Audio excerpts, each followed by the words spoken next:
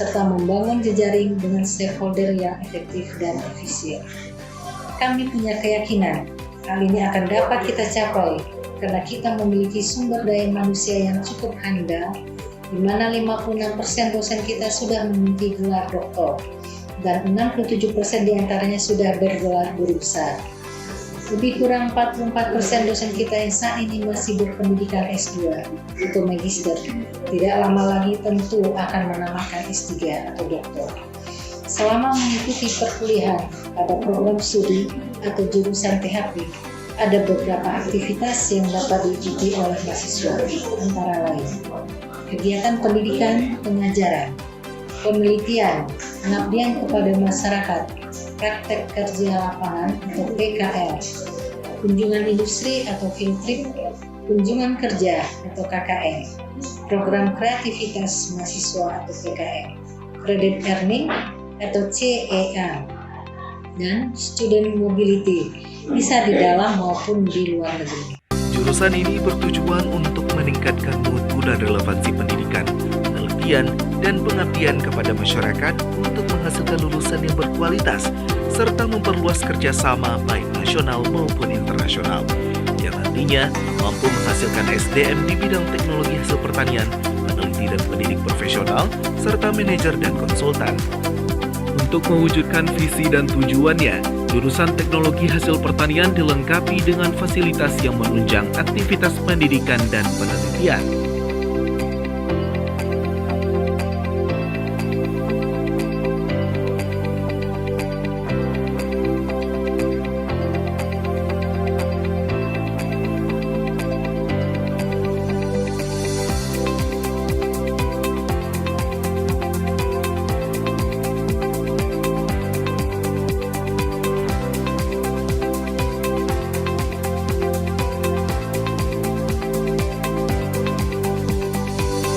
Logista merupakan himpunan mahasiswa jurusan Teknologi Hasil Pertanian sebagai wadah aktualisasi mahasiswa dalam bidang manajerial, keprofesian, serta minat dan bakat.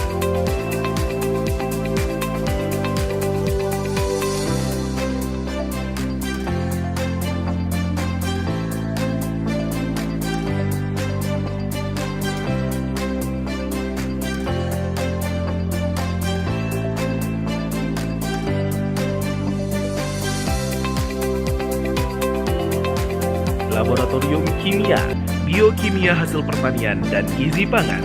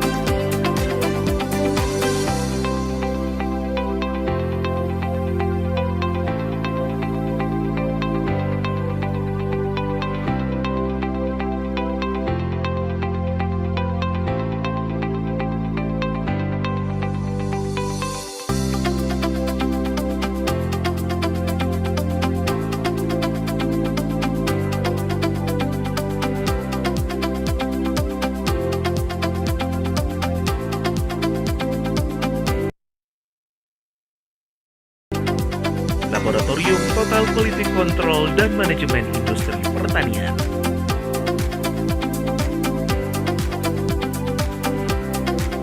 Laboratorium Teknopark.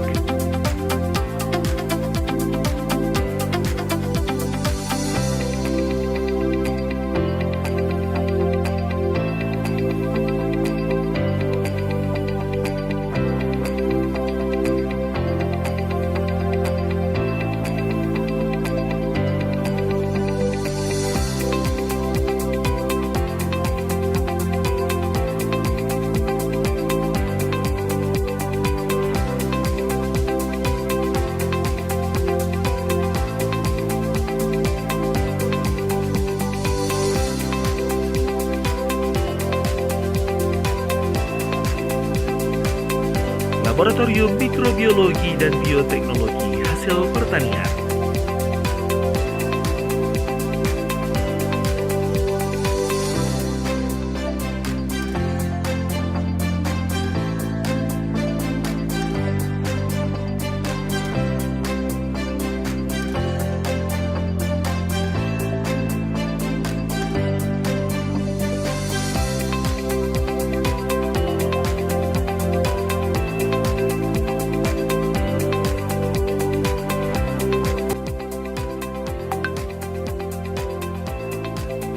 Saya, Profesor Dr. Insinyur Fauzan Azimah MS, Guru Besar Ilmu dan Teknologi Pangan pada Jurusan Teknologi Hasil Pertanian, Fakultas Teknologi Pertanian Universitas Andalas.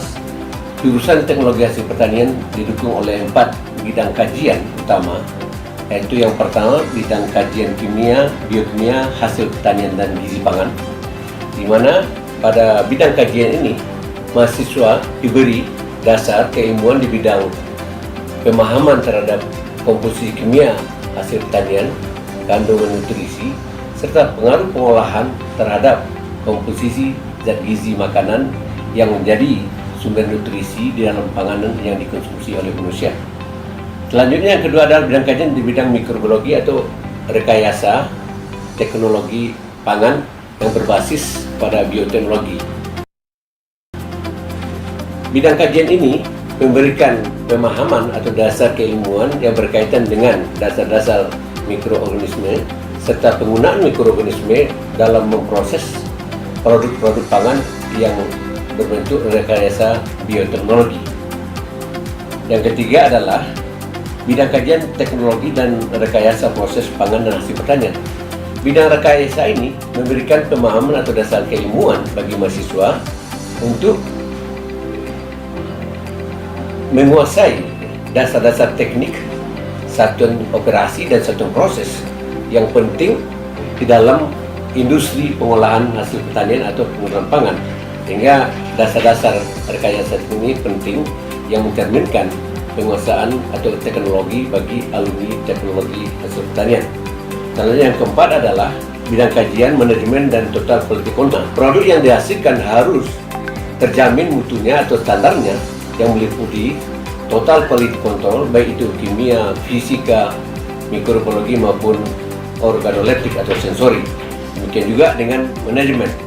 Di labor ini tersedia alat-alat yang mampu melakukan ekstraksi terhadap komponen-komponen bahan yang banyak digunakan dalam menciptakan produk pangan fungsional maupun produk-produk pangan yang bernilai tinggi lainnya. Yang kedua adalah laboratorium mikrobiologi dan bioteknologi hasil pertanian. Untuk mendukung proses laboratorium mikrobiologi tersedia juga, misalnya adalah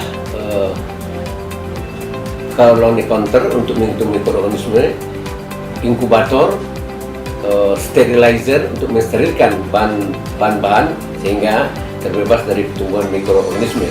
Demikian juga yang ketiga, laboratorium rekayasa dan pengolahan hasil pertanian. Ini tersedia alat-alat untuk mengolah, misalnya juga ada pengolah gambir, pengolah cassiopera, pengolah vacuum frying untuk menghasilkan produk-produk. Kemudian ada laboratorium total quality control. Di sini tersedia juga laboratorium uji sensori yang berkemampuan untuk berdaya saing di tingkat nasional maupun global. Alumni atau tamatan dari jurusan teknologi hasil pertanian itu diharapkan mampu menyeleksi bahan baku, mulai dari bahan baku, menentukan kriteria bahan baku hasil pertanian, menanganinya, proses, kemudian mengolahnya di unit proses atau unit produksi, kemudian menentukan mutunya atau kualitasnya, serta mengemasnya, kemudian mendistribusikan, serta menjamin bahwa produk pangan itu bergizi dan aman untuk dikonsumsi. Sehingga pasar kerja dari alumni teknologi hasil pertanian itu mencakup di industri, kemudian di wirausaha di bidang kecil dan menengah, kemudian di institusi pemerintah seperti Badan Pengawasan Obat dan Makanan, di Departemen Perindustrian, Departemen Perdagangan, bisa juga sebagai peneliti maupun sebagai pendidik di perguruan tinggi. Hasil produk inovasi riset dasar dan terapan jurusan Teknologi Hasil Pertanian mendukung pembangunan ekonomi dalam rangka meningkatkan daya saing global.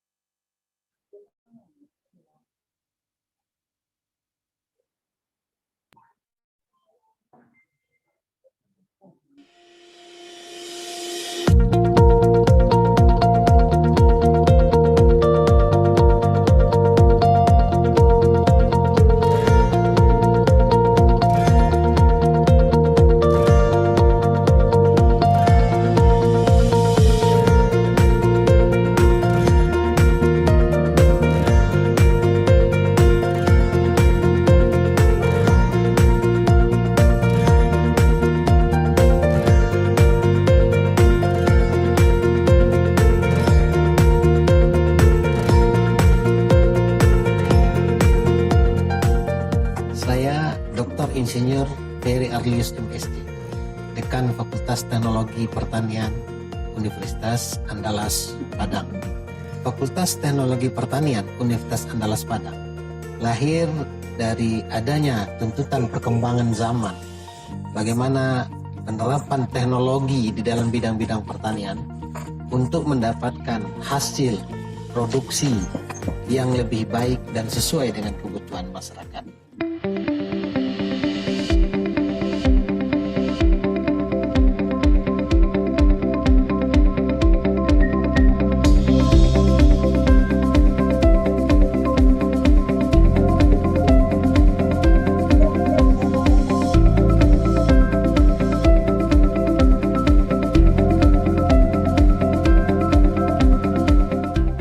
Saat ini, Fakultas Teknologi Pertanian Universitas Andalas sudah berkembang menjadi satu fakultas baru yang mempunyai 3 jurusan, yaitu Teknik Pertanian, Teknologi Hasil Pertanian, dan Teknologi Industri Pertanian. Fakultas Teknologi Pertanian Universitas Andalas bertekad untuk menjadi fakultas yang terkemuka di dalam pengembangan teknologi, terutama teknologi informasi yang berhubungan dengan Agriculture 4.0 yang tentu saja ke depan akan sangat dibutuhkan oleh masyarakat.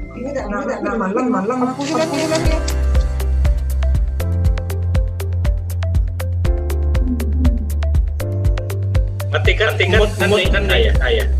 Kami, Fakultas Teknologi Pertanian, sebagai salah satu wajah dari Universitas Andalas, selalu mengedepankan kualitas, penyesuaian, dan pengembangan program layanan untuk menciptakan generasi muda terbaik bangsa.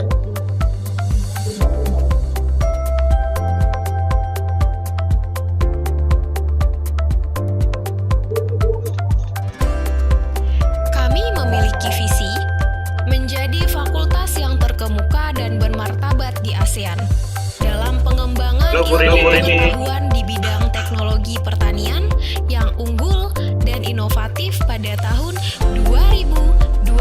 Assalamualaikum Pak Zar. Salam.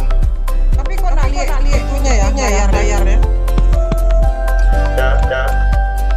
Pada program studi S1 di Jurusan Pertanian terdapat 3 bidang kajian, teknik pasca panen, manajemen mesin pertanian, dan teknik sumber daya lahan dan air. Oke. Untuk menyokong 3 bagian kajian tersebut, program studi S1 Teknik Pertanian mempunyai 6 labor termasuk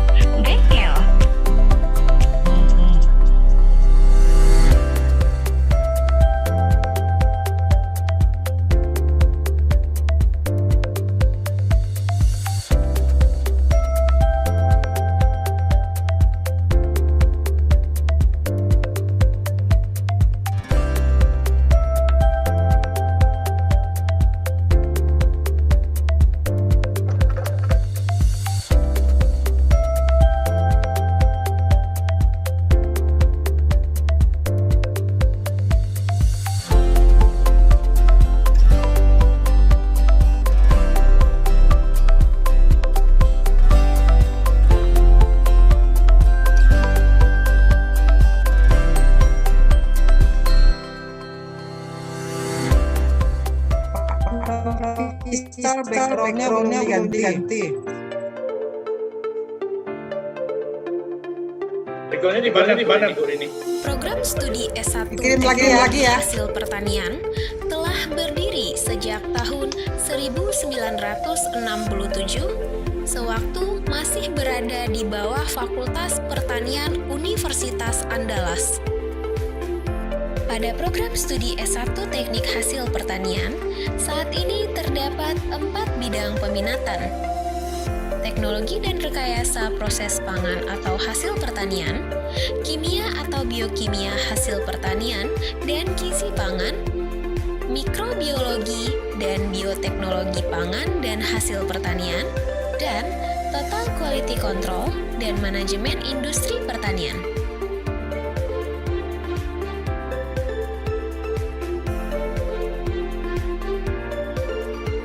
Kami mempunyai misi menyelenggarakan pendidikan untuk pengembangan ilmu pengetahuan di bidang teknik pertanian dan biosistem, teknologi pangan dan pengolahan hasil pertanian, dan teknologi industri pertanian yang unggul untuk menghasilkan lulusan dengan kompetensi terbaik. Melaksanakan penelitian dasar dan terapan yang inovatif di bidang ilmu pengetahuan di bidang teknik pertanian dan biosistem, teknologi pangan dan pengolahan hasil pertanian, dan teknologi industri pertanian untuk mendukung pembangunan dan pengembangan iptek serta peningkatan perolehan haki dan publikasi ilmiah untuk kejayaan bangsa. Mendharma baktikan ilmu pengetahuan di bidang teknik pertanian dan biosistem, teknologi pangan dan pengolahan hasil pertanian, dan teknologi industri pertanian yang dikuasai untuk kesejahteraan masyarakat.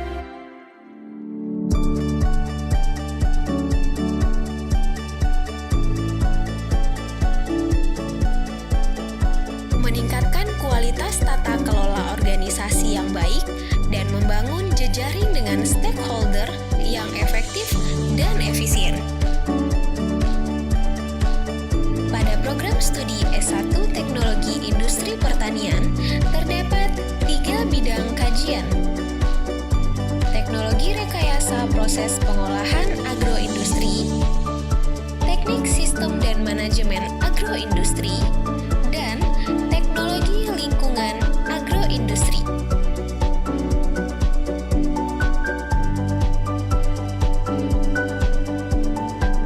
Tujuan kami menghasilkan sarjana yang menguasai pengetahuan dasar di bidang studi masing-masing dan dapat bersaing di tingkat nasional, mampu mengikuti perkembangan pengetahuan yang menyangkut disiplin ilmu masing-masing, mampu menerapkan pengetahuan dan teknologi dari masing-masing disiplin ilmu dalam menjalankan peran dan fungsi untuk pembangunan, berkemauan dan mampu untuk bekerja efektif, serta memiliki kepekaan dan tanggap terhadap masalah yang dihadapi oleh masyarakat.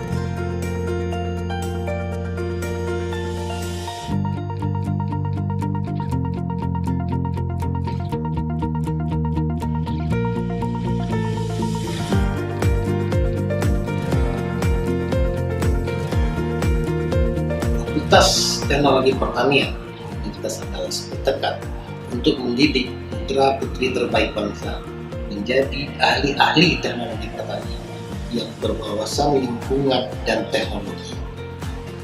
Kita ingin lulusan kita menjadi pengusaha-pengusaha di bidang pertanian, petani-petani yang memanfaatkan ilmu dan teknologi untuk pengembangan pertanian Indonesia. Mudah-mudahan perkembangan pertanian Indonesia akan menjadi lebih baik. Maju teknologi pertanian.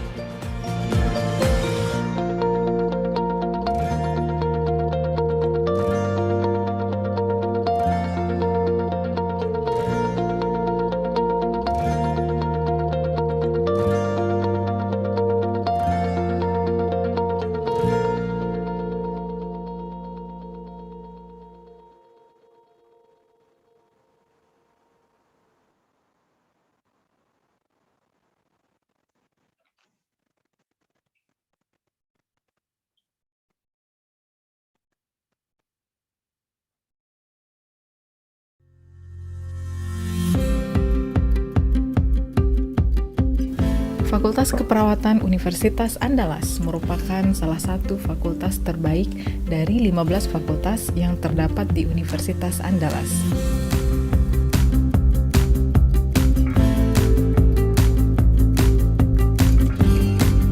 Terletak di ketinggian kurang lebih 255 meter di atas permukaan laut, memberikan suasana yang begitu nyaman untuk belajar dengan berbagai fasilitas yang lengkap.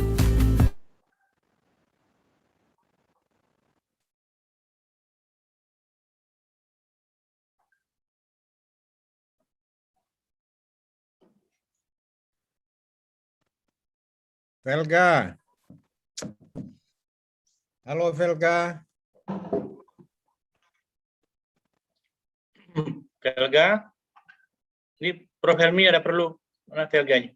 Mau cek share screen Pak Nopi, bisa apa enggak? Tolong di enable gitu. Iya. Tolong dijadikan co-host. Fiska, Prof. Helmi tolong dikasihkan. Ini Velga juga ada dijadikan menjadi co-host sekalian supaya enable the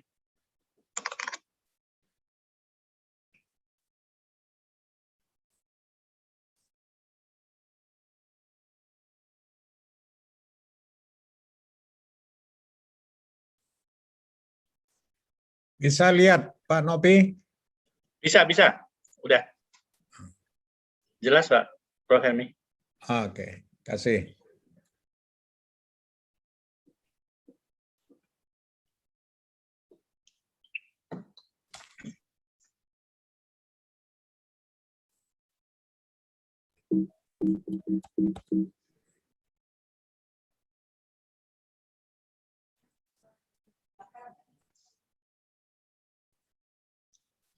Good morning, Profesor Harada.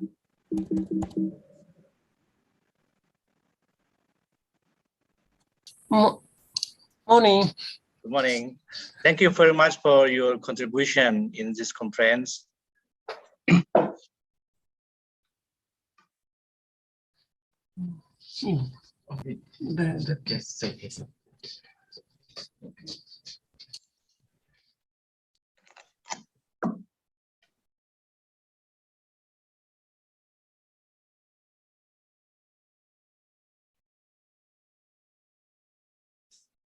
Nggak mau keluar.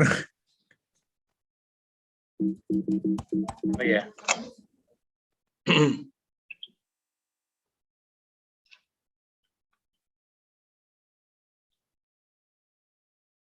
Pak Nopi. Ya, Pak Helmi. Nggak mau keluar lagi dari screen share ini, gimana cara? Di stop screen, dipilih stop screen yang di atas, stop screen. Kursornya nggak bergerak. Oh gitu. Oke. Ini udah. Oke. Udah. Kadang pelan. Ntar. Ya. Oke. Oke. Siap.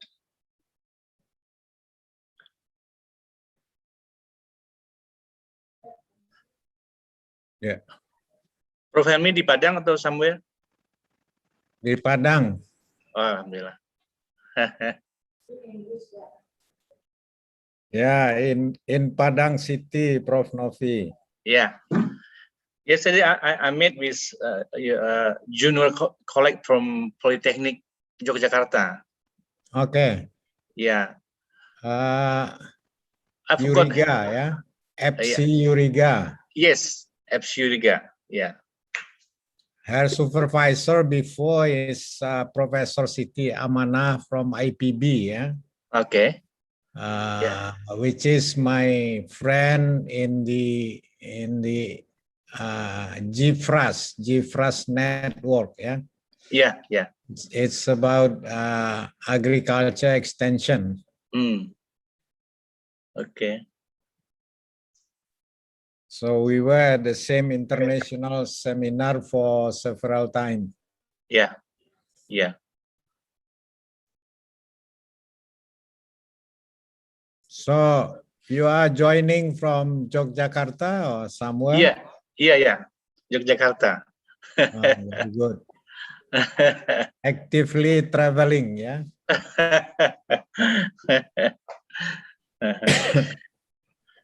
But you have to be careful, yeah. Yeah. Sure. But she is very impressed with Prof Helmi. Yeah.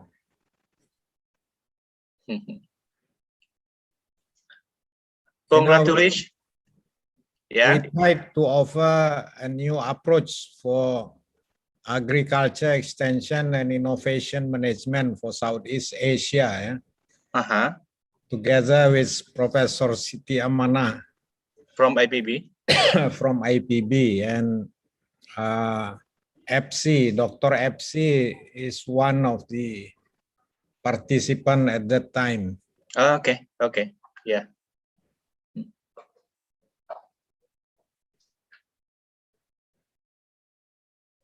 I propose to GFRAS agriculture extension should not only cover production aspect, you know. It has to be done along the value chains of agriculture. Okay.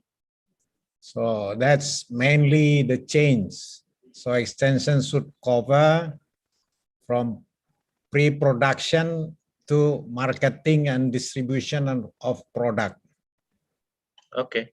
So we don't let the farmers, you know, jumping in the very volatile market, yeah. Yeah. With price fluctuation. So farmers usually lost in that context. Okay. Are we going to start the conference now, Prof. Novi? Yeah. Prof Rini. So I stopped then discussing with you. Yeah, sure.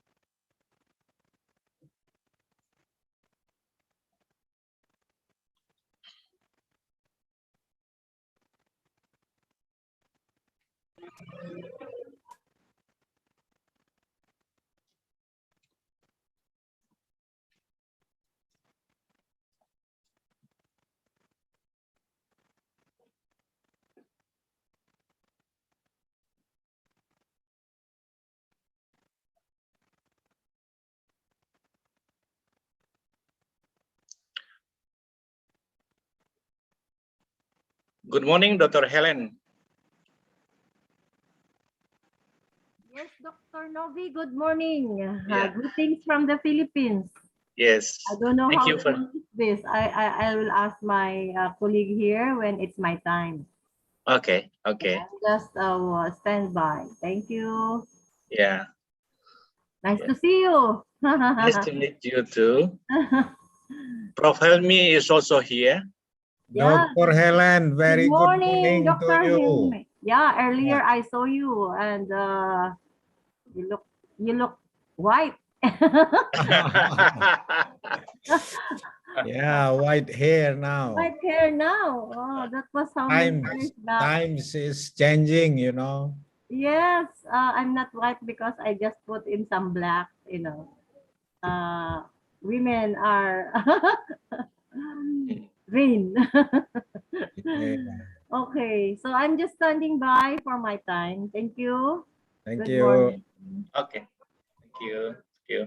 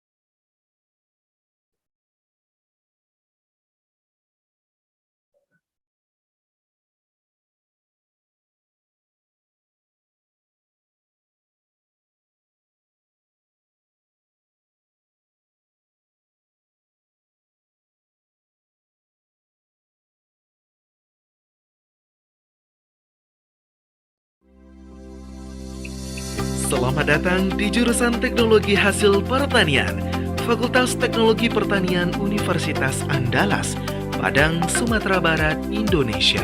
Pada awalnya, Jurusan Teknologi Hasil Pertanian diberi nama Departemen Teknologi Pertanian. Pada tanggal 15 Mei 2008, Jurusan Teknologi Hasil Pertanian resmi berada di bawah naungan Fakultas Teknologi Pertanian Universitas Andalas. Menjadi jurusan yang terkemuka dan bermartabat dalam pengembangan ilmu dan teknologi hasil pertanian tropik yang unggul dan inovatif untuk kesejahteraan masyarakat dan kejayaan bangsa pada tahun 2028 adalah visi dari Jurusan Teknologi Hasil Pertanian. Saya Profesor Dr. Insinyur Kusuma Sarti MS, Ketua Jurusan Teknologi Hasil Pertanian, Fakultas Teknologi Pertanian Universitas Andalas. Visi dari program studi Jurusan THP adalah menjadi program studi yang terkemuka dan bermartabat dalam pengembangan ilmu dan teknologi hasil pertanian yang unggul dan inovatif untuk kesejahteraan masyarakat dan kejayaan bangsa. Visi ini akan dapat kita capai melalui pelaksanaan pendidikan dan pengajaran yang berkualitas, penelitian yang inovatif, pengabdian masyarakat yang produktif, tata kelola organisasi yang profesional dan akuntabel, serta membangun jejaring dengan stakeholder yang efektif dan efisien. Kami punya keyakinan hal ini akan dapat kita capai karena kita memiliki sumber daya manusia yang cukup handal, di mana 56% dosen kita sudah memiliki gelar doktor dan 67% diantaranya sudah bergelar guru besar. Lebih kurang 44% dosen kita yang saat ini masih berpendidikan S2 atau magister, tidak lama lagi tentu akan menambahkan S3 atau doktor. Selama mengikuti perkuliahan pada program studi atau jurusan THP, ada beberapa aktivitas yang dapat diikuti oleh mahasiswa, antara lain kegiatan pendidikan, pengajaran, penelitian, pengabdian kepada masyarakat, praktek kerja lapangan atau PKL, kunjungan industri atau field trip, kunjungan kerja atau KKN, program kreativitas mahasiswa atau PKM, credit earning atau CEA, dan student mobility, bisa di dalam maupun di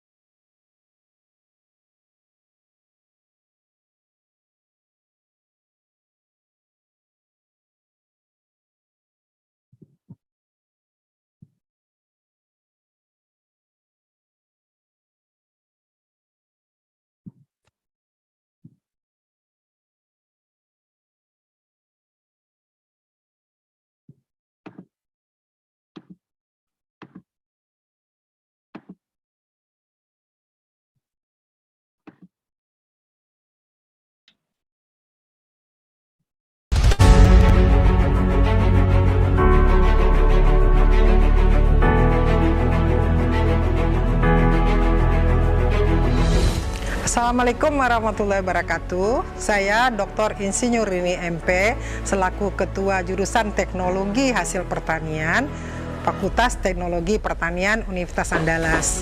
Pertama-tama saya ucapkan selamat datang bagi adik-adik semua yang sudah diterima di Jurusan Teknologi Hasil Pertanian.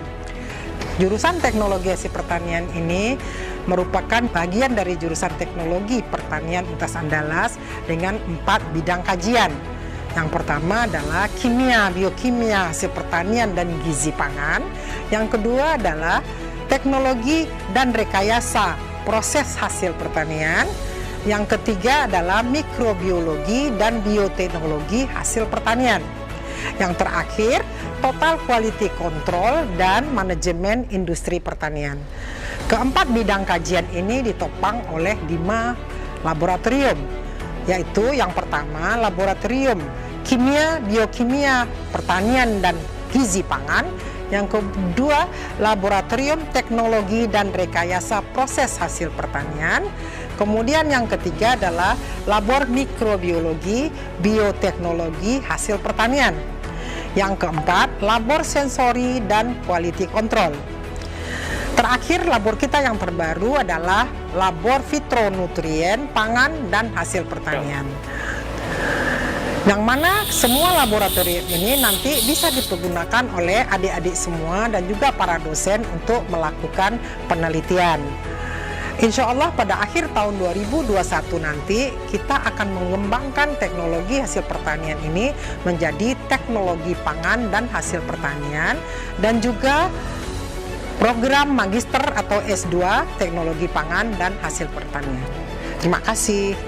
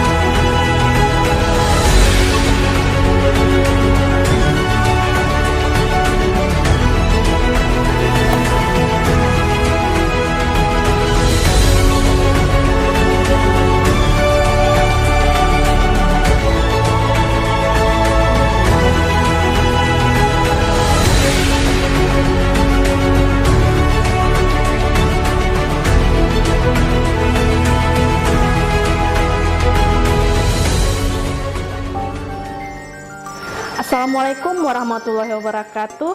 Halo semuanya, selamat datang di Jurusan Teknologi Hasil Pertanian Fakultas Teknologi Pertanian Universitas Andalas. Perkenalkan, saya adalah Welia Lina STPMP, salah satu staf pengajar di Jurusan Teknologi Hasil Pertanian Fakultas Teknologi Pertanian Universitas Andalas. Ayo, ada pada yang tahu belum apa-apa saja yang ada di Jurusan Teknologi Hasil Pertanian? Kali ini kita akan membahas produk-produk yang ada di laboratorium Jurusan Teknologi Hasil Pertanian.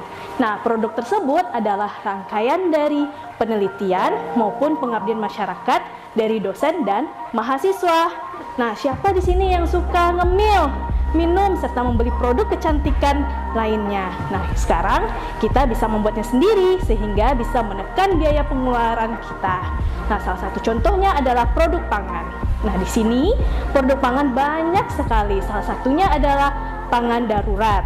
Nah, pangan darurat ini adalah pangan yang dimana memenuhi kebutuhan energi kita sebagai manusia yang dibutuhkan, serta memenuhi zat gizi khusus yang dirancang untuk pada masa krisis atau darurat. Salah satu contohnya adalah nasi padang instan sehat food. Nah, di sini isinya ada nasi instan serta sayur instan dan lauk pauknya. Lauk pauknya terdiri atas dari randang. Nah, kemudian kita membahas tentang suplemen dan pangan fungsional. Nah, pangan fungsional ini memiliki arti lebih dari di bagian kesehatan. Salah satu contohnya adalah tablet Everfence dari bawang putih. Nah, kenapa dipilih bawang putih? Nah, bawang putih ini diduga adalah mengandung alisin di mana bisa menurunkan tekanan darah kita. Nah, tabletnya seperti ini. Nah, dikemas dalam kemasan yang dikemas. Nah, kemudian ada produk kecantikan ataupun kebutuhan rumah tangga seperti contoh sabun pencuci piring, nah ataupun lotion. Nah, kemudian ada sabun padat yang bisa kita gunakan untuk perlengkapan mandi kita. Namun, tidak hanya produk itu saja, nantinya akan berkembang penelitian berikutnya mengenai molekular pangan. Nah, kemudian produk-produk tersebut sangat dibutuhkan oleh kita semua. Nah, jadi mari bergabung untuk kita kolaborasi untuk menghasilkan produk-produk unggulan di Jurusan Teknologi Hasil Pertanian Fakultas Teknologi Pertanian Universitas Andalas. Selamat datang mahasiswa baru Teknologi Hasil Pertanian 2021. Nah, jadi kali ini ada aku Ai dan Adis yang bakal cerita sedikit nih tentang apa aja sih lembaga mahasiswa yang ada di THP dan apa aja sih pencapaian yang ada di THP. Nah, untuk lembaga kemahasiswaan itu ada 2. Nah, apa aja sih, Dis? Nah, jadi lembaga kemahasiswaan yang bisa kita ikuti itu adalah yang pertama Himologista atau yang biasa disebut Himpunan Mahasiswa Teknologi Hasil Pertanian, dan yang kedua ada HMPPI yaitu Himpunan Mahasiswa Peduli Pangan Indonesia. Jadi selain 2 lembaga kemahasiswaan tersebut, di Teknologi Hasil Pertanian memiliki segudang prestasi. Nah, prestasinya ini apa aja sih, Ai? Nah, khususnya nih untuk tahun ini aja, kebetulan banget nih, tahun ini adalah angkatan pertama diadakannya Kampus Merdeka. Dan dari THP banyak banget yang lulus untuk melakukan pertukaran mahasiswa di berbagai wilayah di Indonesia. Selain itu juga ada program magang bersertifikat. Nah, selain itu juga ada credit earning nih, Adis. Apa aja sih? Jadi di credit earning ini atau studi mobility itu sudah ada yang pergi ke Thailand, ke Jerman, ke Jepang, dan ke Malaysia. Nah, selain itu apa aja sih, Ai? Nah, selanjutnya juga ada beberapa mahasiswa yang lolos mengikuti lomba debat, dan itu dia juga juara loh, Adis. Juara di nasional. Keren banget pokoknya. Buat teman-teman jangan nyesal deh pokoknya masuk THP. Udah dijamin banget top banget. Jadi kita tunggu di Jurusan Teknologi Hasil Pertanian Universitas Andalas. Sampai jumpa.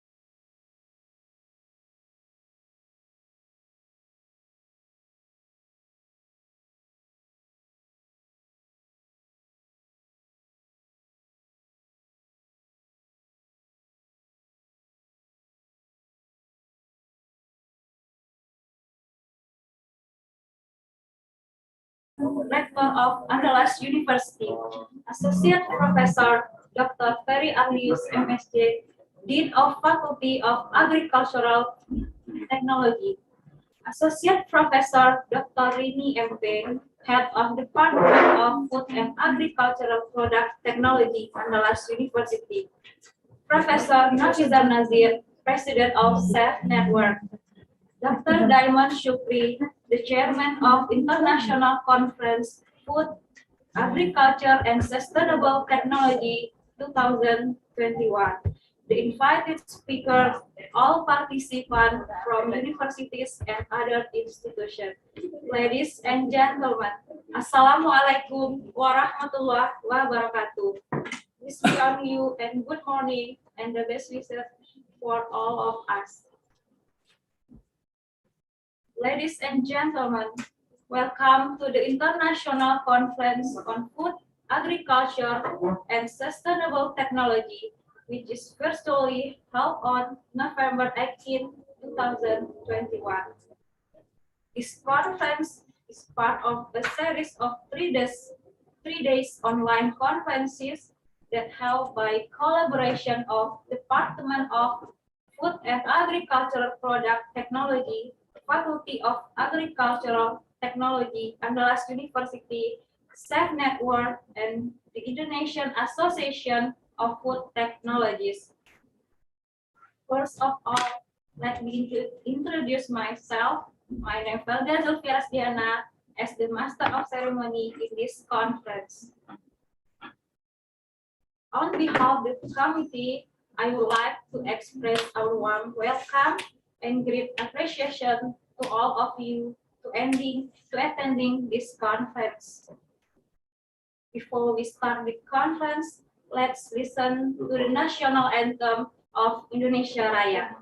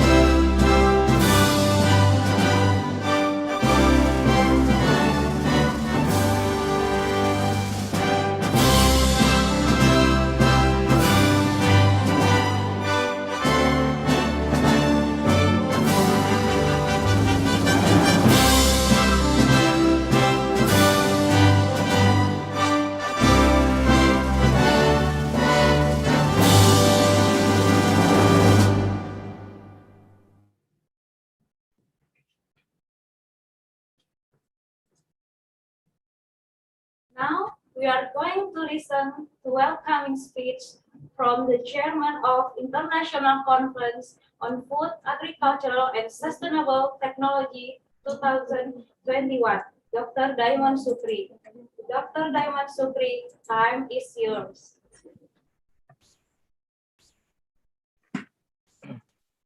Bismillahirrahmanirrahim. Your Excellency, Rector of Andalas University, Dean of Faculty of Agricultural Technology, Andalas University, the Head of Department of Agricultural Product Technology, Faculty of Agricultural Technology, Andalas University, President of SAF Network, keynote speakers, all presenters, all participants, ladies and gentlemen. Assalamualaikum warahmatullahi wabarakatuh. I'm pleased to welcome you to the International Conference on Food, Agriculture, and Sustainable Technology 2021. In today's virtual conference room, there are so many experts willing to share about the importance of food, agriculture, and sustainable technology in our daily life and the way it's improving the world. Therefore, by sharing in discussion on this conference, it is hoped that it can formulate many ideas and findings about the sustainable food, agriculture, and technology, as well as strengthen the existing connection and collaboration between us. Ladies and gentlemen, on behalf of the conference committee, I greatly appreciate and heartily welcome all the speakers, all the participants. Soon, we will hear the sharing knowledge from the high-quality researchers from all over the world. There are 6 keynote speakers that will be contribute on today's seminar. There are Professor Helmi from Indonesia, Professor Hiroyuki Harada from Japan, Professor Nafizar Nasir from Indonesia, Associate Professor Chairat Kecha Putiporn from Thailand, Associate Professor Nurhuda Fauzan from Malaysia, Associate Professor Helen Martinez from Philippines.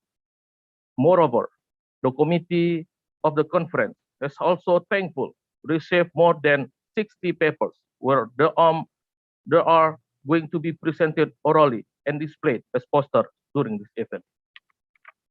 Ladies and gentlemen, once again, I believe that by participating in this seminar, we are in the right place and the right time. Together, let us accelerate the exchange of ideas and scaling up of good connection and collaboration on food, agriculture, and sustainable technology in near future. Last but not least, on behalf of the conference committee, please apologize us for any inconvenience that you might have experienced during this conference. Thank you. Assalamualaikum warahmatullahi wabarakatuh. Waalaikumsalam.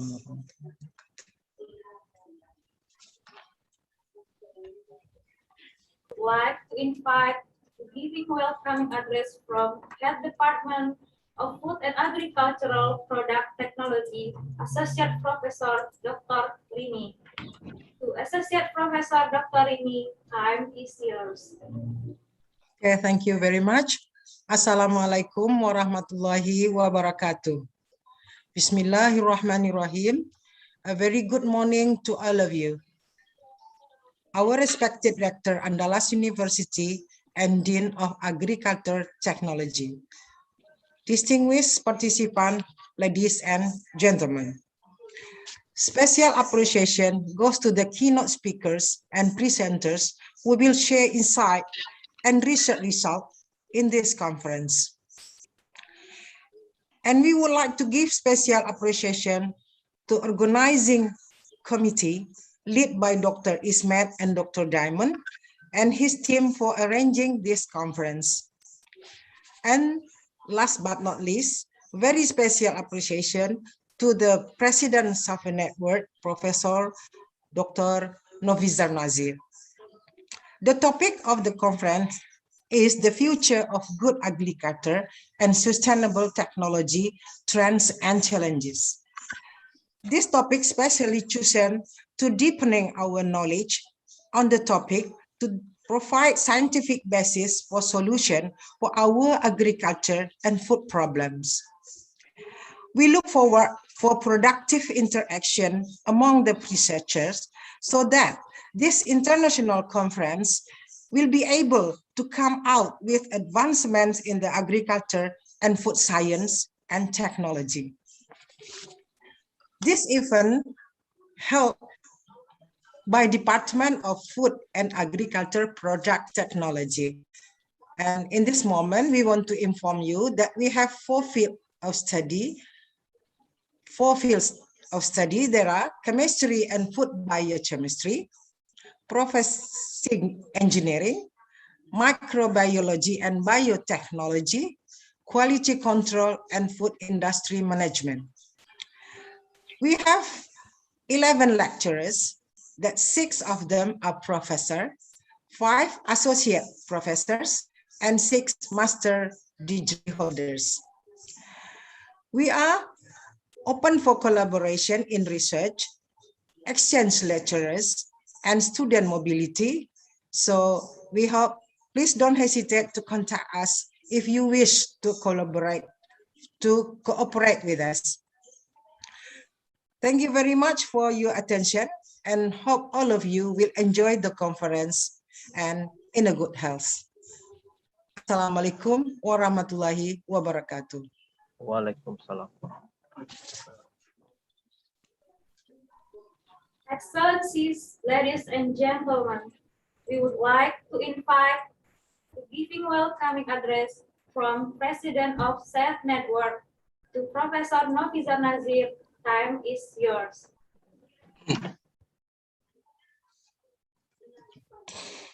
Thank you very much, Velga.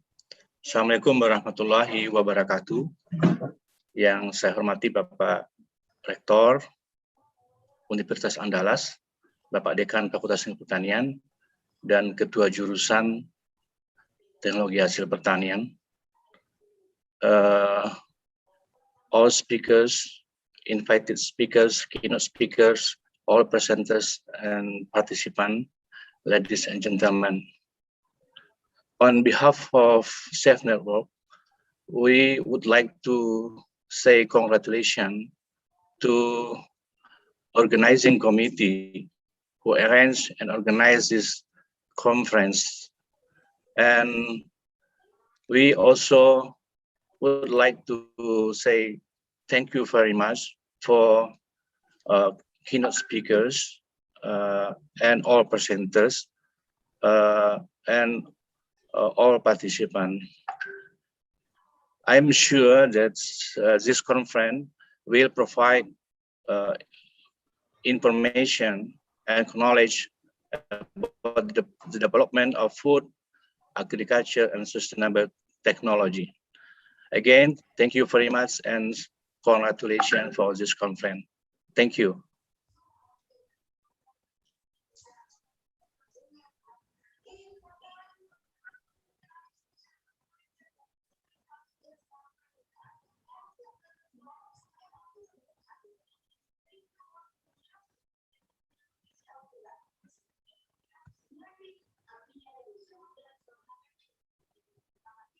I'd like to invite Dean of Faculty of Agricultural Technology, Associate Professor Dr. Ferry Arlius, to giving welcoming address.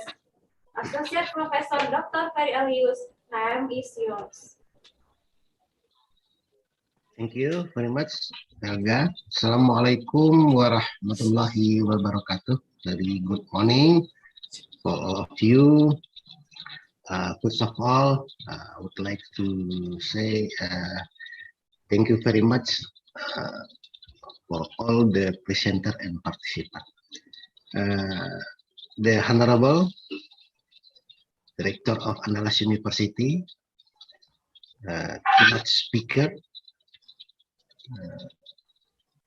all of the participants and the presenter in this International Conference on Food, Agriculture, and Sustainable Technology that held by the Faculty of Agriculture, Andalas University. We thank very much for all the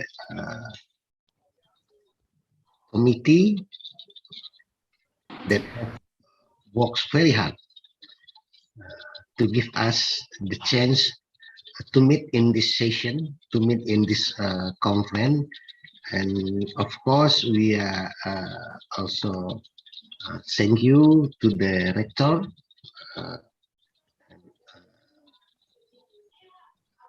the head of department, and also all the faculty members that have supports this event, the international conference.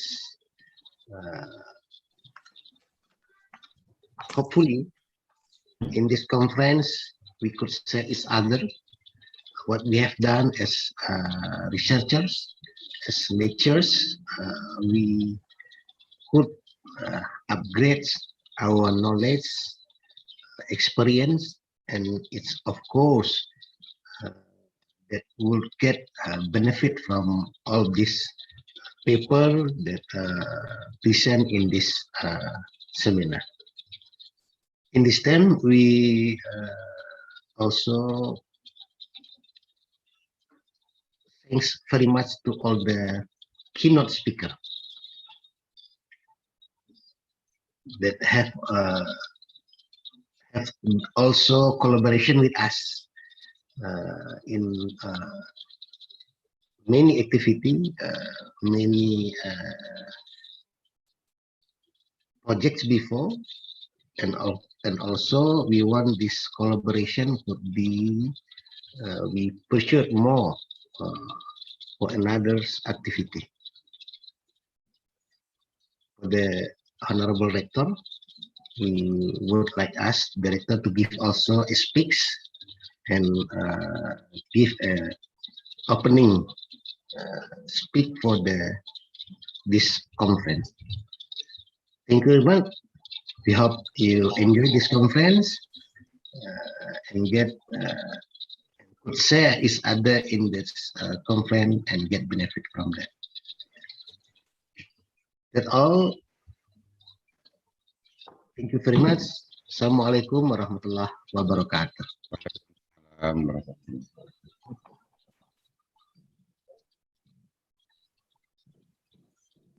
Thank you to Associate Professor Dr. Ferry Arlius. We would like to invite Rector of Andalas University, who today is represented by the Vice Rector for Academic Affairs, Professor Mansuddin, to deliver his opening and formally open this conference. Professor Mansuddin, time is yours. Thank you very much. Bismillahirrahmanirrahim. Assalamualaikum warahmatullahi wabarakatuh. Good morning and healthy greetings. Praises to Allah Almighty, the Lord of the world, who has blessed the holding of international conference on food, agriculture, and sustainability technology, sustainable technology. We give blessing to Prophet Muhammad, who brought his people to enable civilization. The Honorable Associate Professor Dr. Insinyur Ferry Arlius, Master of Science, Dean of Faculty Agricultural Technology, Vice Deans and Head of Department. I would like to extend my gratitude toward the following outstanding speaker, the Honorable Prof. Hiroyuki Harada, from Prefectural of Hiroshima University, Japan. Ohayo gozaimasu. Prof. Helmi, Senior Lecturer from Faculty of Agriculture, Andalas University. Professor Dr. Nofisar Nasir, Chairman of SEMNASPKM Indonesia. The Honorable Associate Professor Chairat Teka Putipon from King Mangkut Institute of Technology, Lat Krabang, Thailand. Swasdi Tauchau. Dr. Nur Huda Fauzan from University Sains Islam Malaysia, and Dr. Helen Martinez from Philippine Center from Post-Harvest and Mechanization, Magendang, Maga. My gratitude is also addressed to other many participants, many eminent speaker and participant line up for today's conference. Welcome to this conference, although this conference is held virtually. Ladies and gentlemen, we are thankful to Dean of the Faculty of Agriculture, Technology, and the organizing committee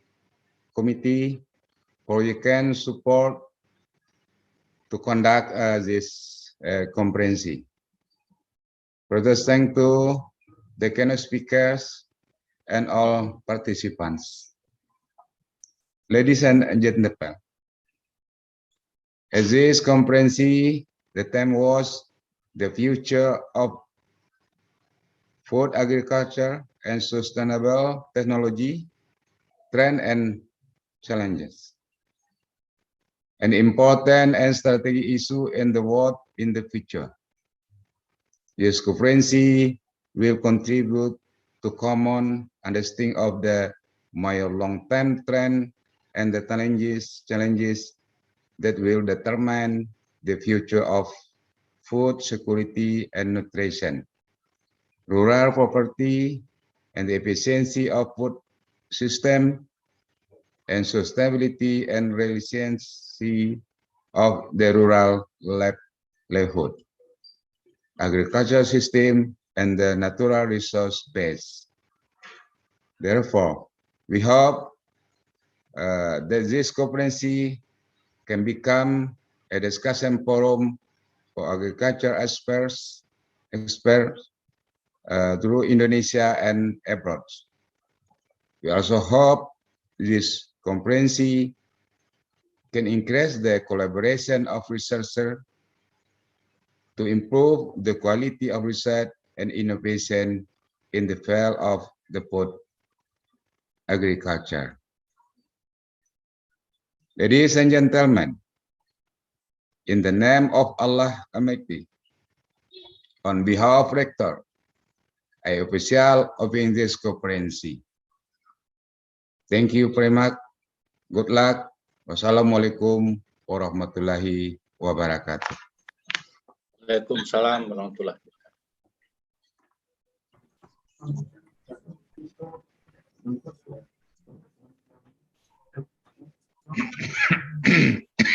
Thank you to Professor Mansurdin for officially opening this event. Before we come to the next session, let's pray together to God for 1 minute.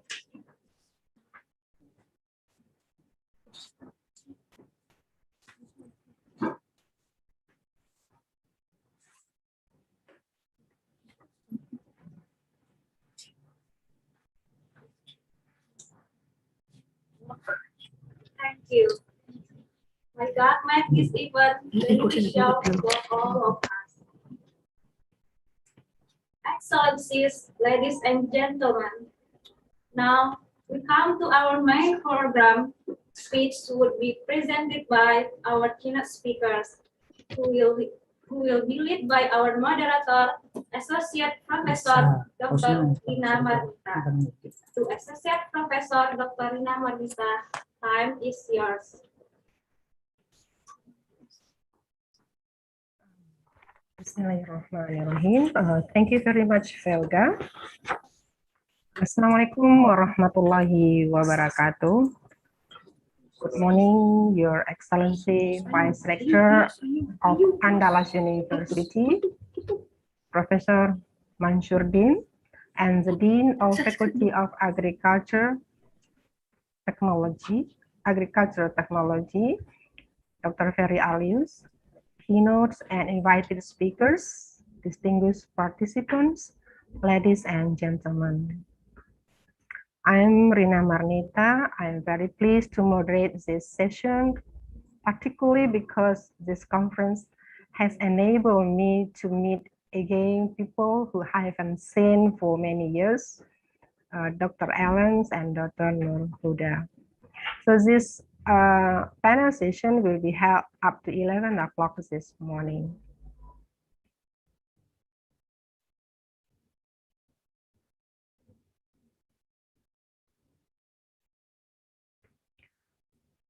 Thank you. So this panel session will be divided into 2 sessions, presentation by the speakers, and then question and answer sessions. So this morning, we are happy to have 6 distinguished keynote speakers. They are Professor Helmi from Andalas University, Professor Hiroyuki Harada from Prefectural University of Hiroshima, Japan, Professor Nafizar Nazir from Safe Network Indonesia, Associate Professor Khairat Tekaputi Pons from King Mangkut Institute of Technology, Lat Krabang, Thailand, Dr. Nur Huda Faujan from University Science Islam, Malaysia, and Dr. Helen Martinez from the Philippine Center for Post-Harvest and Mechanization of Philippines. So we will listen first to the first keynote speaker, Professor Helmi. So let me introduce you to Professor Helmi, even though most of you have known him very well. So Professor Helmi is a senior lecturer and a professor who teach at Faculty of Agriculture, Andalas University, Padang, Indonesia.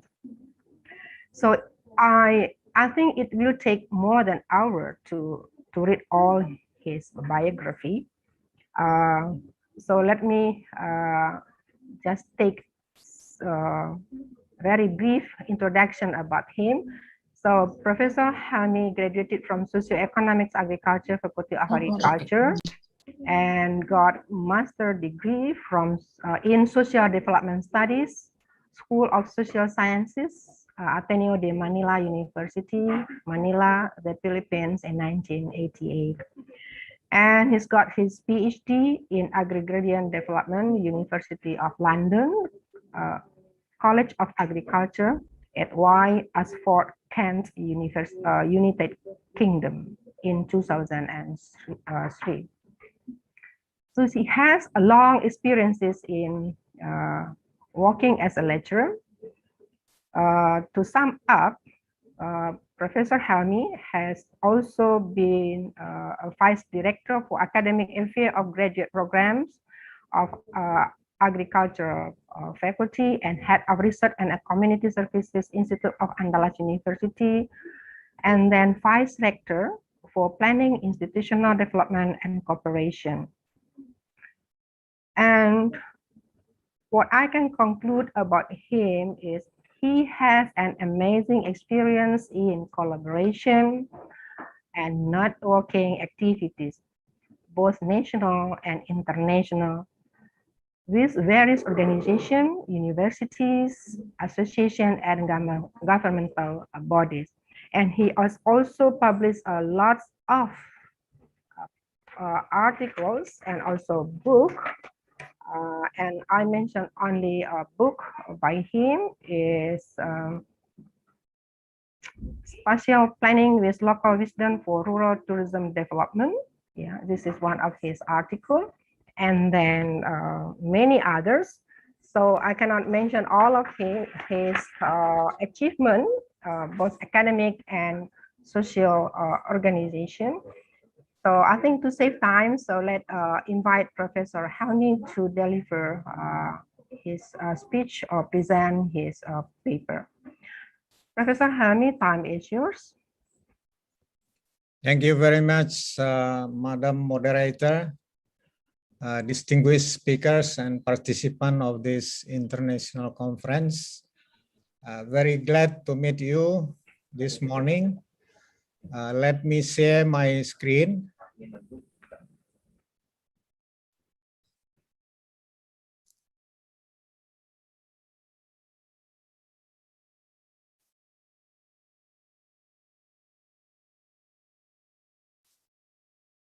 Okay, I would like to talk briefly on the main topic of this international conference. It is about innovation in food, agriculture, and sustainable technology, the trend and challenges. What I'm going to present is that there are three parts of my presentation. One is the complex problem and challenges of agri-food system, from where we can see the need for sustainable technologies and innovation. We need to do research and advancement in terms of science and technology so that we can formulate innovative solution to our agriculture and food problem. And then the trend of agri-food system technology in the context of fourth industrial revolution, which we are now in this stage, the fourth industrial revolution, and how could we adjust it to the change, with regard to this industrial revolution in the context of agri-food system. And the last one is challenges for advancing agri-food system. Where is the area for research and innovation development? Here is a summary of complex problem and challenge of agri-food system, from which we can see the need for sustainable technologies and innovation. And this problem and challenge is faced globally, and mainly in those countries which are less developed. One is malnutrition, macronutrients deficiency, and also overweight or obese. This is, globally we face this challenge of malnutrition and micronutrients deficiency. And then also the chronically undernourished, which is happening in different parts of the world. And the next one is responsible consumption and production. How could we reduce the loss from harvest, and how could we consume the food available responsibly? And then also there is a changing shape of consumer demands, which producer of food and agriculture product need to tune into, need to tune in their activities, their business activities, so that they can fulfill, they can respond to the consumers' demand, the change of the shape. And also issues about or problem about agri-food production and environment. We are aware that agriculture production consume a lot of natural resource. Let's say water, expansion of the planting area, create damage to the environment. And the other problem and challenge is that the renewable energy, how to provide renewable energy with regard to agri-food system. The food, the waste of the food, and also the food itself being used as material for energy production. So there will be a competition between food production and energy production. And there is also an opportunity to develop a renewable energy from biomass, let's say it's bamboo, So there is a need a research, a continuous research and sustainable technologies development and innovation to respond to this problem and challenge. And also from socio-economic aspect, there is a problem of poverty and unemployment and inequality. So as you see this complex problem, which is interrelated each other, one of the implication is the way we do our research, the way we do sustainable technological development, and the way we formulate innovation to respond to this problem and challenge, which I will come back to these issues at the later part of my presentation. And this is the fourth industrial revolution. We can say that in some part, countries and farmers still in the third stage of industrial revolution, which focus more the food and agriculture production to provide energy for work. But in many countries, it's already moved to the fourth industrial revolution stage, where the use of computer, digital system, and also Internet of Things is becoming dominant in the societies. And it is very relevant for the agri-food system in terms of fulfilling the need of diverse consumer, how to customize food for different customer needs, personalization of product and services through artificial intelligence, and there is also growing numbers of elder population, which they also need a special type of food. So how could we develop a consumer-centric individual consumption decision? So it's big data. As I said before, sustainable technology development in the future will really need an interdisciplinary or transdisciplinary approach in this case. If we continue with monodisciplinary way of thinking, we are not going to be able to answer the problem and challenge of agri-food system. So the objective is in the fourth industrial revolution period, that's how could we fulfill the need for food for different customer healthy lifestyle, So there will be food for growth, food for the diet, food for leisure and tourism, and building social life and connection, besides as providing energy for the world.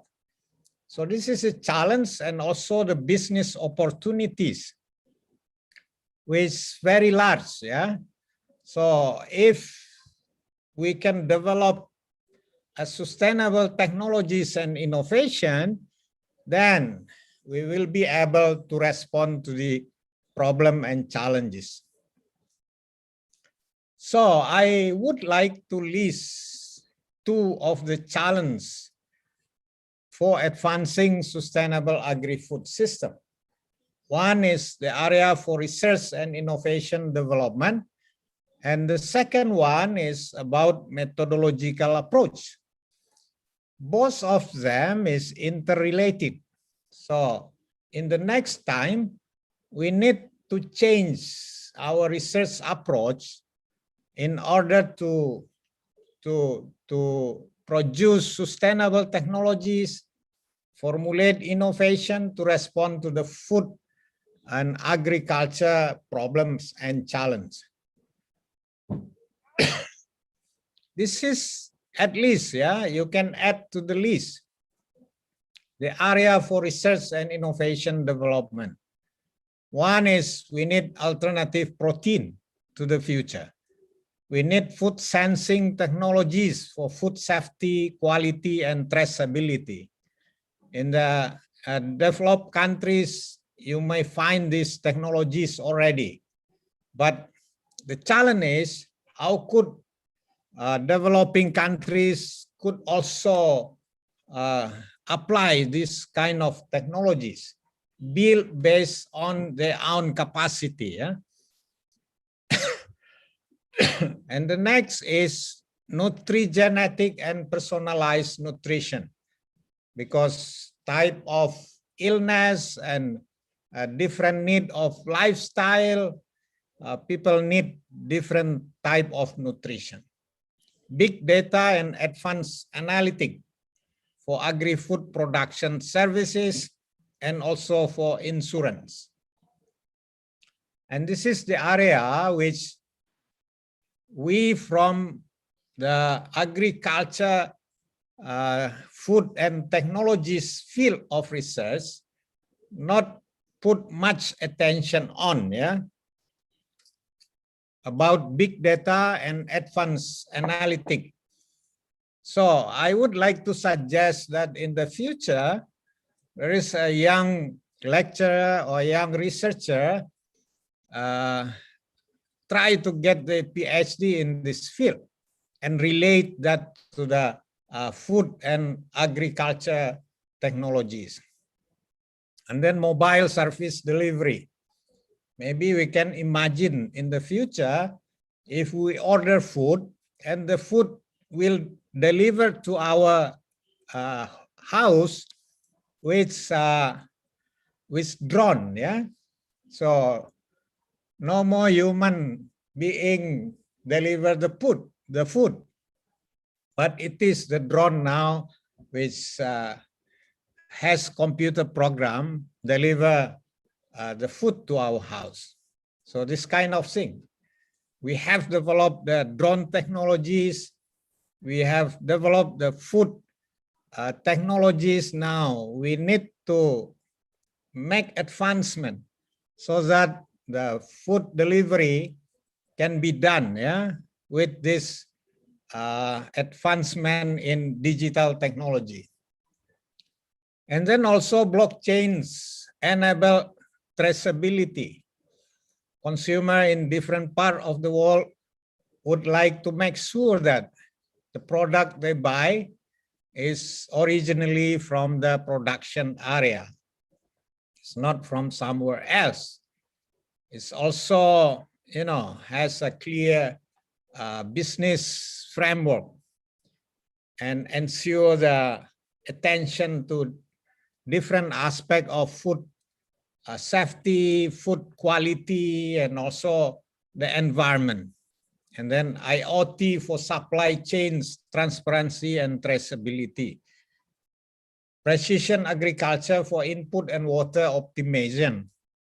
And then also about microbiome technologies to enhance crop resilience in the part of agriculture production. Gene editing for multi-trait seed improvement, biological-based crop protection, and micronutrient for soil management. And also, as I said before, about the renewable energy. If we would like to develop a rural industrial area, we need support from energy. And then maybe energy from national power company is not readily available, then we can develop off-grid renewable energy generation so that, there will be energy available to support the agro-industrial development in the rural area. And also agripreneurship and creative economic activities.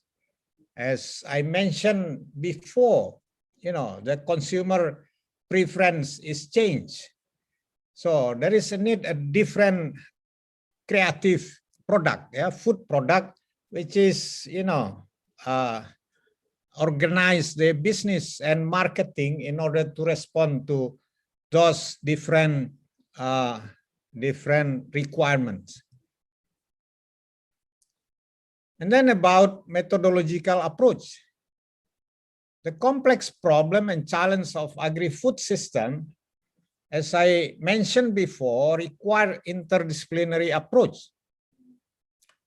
because single discipline could not answer the agriculture and food problems and challenge. So that the sustainable technology in this context can mean that technologies which develop with interdisciplinary or transdisciplinary approach. while at the moment, the dominant research approach we apply is more monodisciplinary one. We just address research question from our problem, the food and agriculture problem, need a different knowledge and technologies from different field of expertise. So there is a need to connect among different disciplinary with regard to the food and agriculture problem and challenges. Yeah, so we need to develop or to produce sustainable technology which are problems driven and solution oriented. And then solution to agri-food problem and challenges require a multi-parties collaborative approach. There is a farmer producer, the processor, the food company, there is a retailer, and so on. Yeah, there is a need for participatory approach in setting the boundary of analysis, assessing the impact, and formulating and implementing innovative solution to agriculture and food problems and challenges. So, in concluding my presentation, the world is facing the complex of agri-food problem and in need of advancement in research and innovation development to formulate innovative solution. Given the nature of agri-food problem, it is required interdisciplinary or transdisciplinary and collaborative approach, both in advancing agri-food technology and in implementing innovative solution. That's all my presentation. Thank you very much for your attention. Back to moderator. Thank you very much, Professor Helmi. It's a very well managed time. So as you have listened, Professor Helmi has discussed complex problems and challenges of agri-food systems and challenge us to take part in solve these problems and also to do some innovation both in methodological approach and also in practice. Keep your questions in your notebook, and then we come to the next speakers, Professor Hiroyuki Harada from Prefectural University of Hiroshima, Japan. So Professor Hiroki Hiroshima is a professor in Life and Environmental Sciences, Prefectural University of Hiroshima. And let me introduce you to him, and I will read a brief CV of him. So Professor Harada did his bachelor degree and master degree in the same university, Hiroshima University, Department of Fermentation Engineering, Faculty of Engineering, in 1981 and 1986, respectively. And he got his Doctor in Science, Doctor of Science in 1989 from Graduate School of Natural Science and Technology, Kumamoto University. And along his career as a lecturer and scientist, Professor Harada has worked in 3 different universities in Japan. That's in as associate professor in civil engineering in Kumamoto University from 1990 to 2004, and then as associate professor in applied chemistry, Saga University, and from 2009 up to present, he is a professor in life and environmental sciences, Prefectural University of Hiroshima. And then to add, Professor Harada has a number of publications, and the most recent ones which are published this year are an article published in Journal of Material Cycle and Waste Management, and a book entitled Biomass and Wastewater as Fertilizer, published by Lambert's Academic Publishing. And this morning, Professor Harada will be talking about in livestock effluents using biological charcoal ammonium reduction. Professor Harada, time is yours. Thank you, moderator. You're welcome.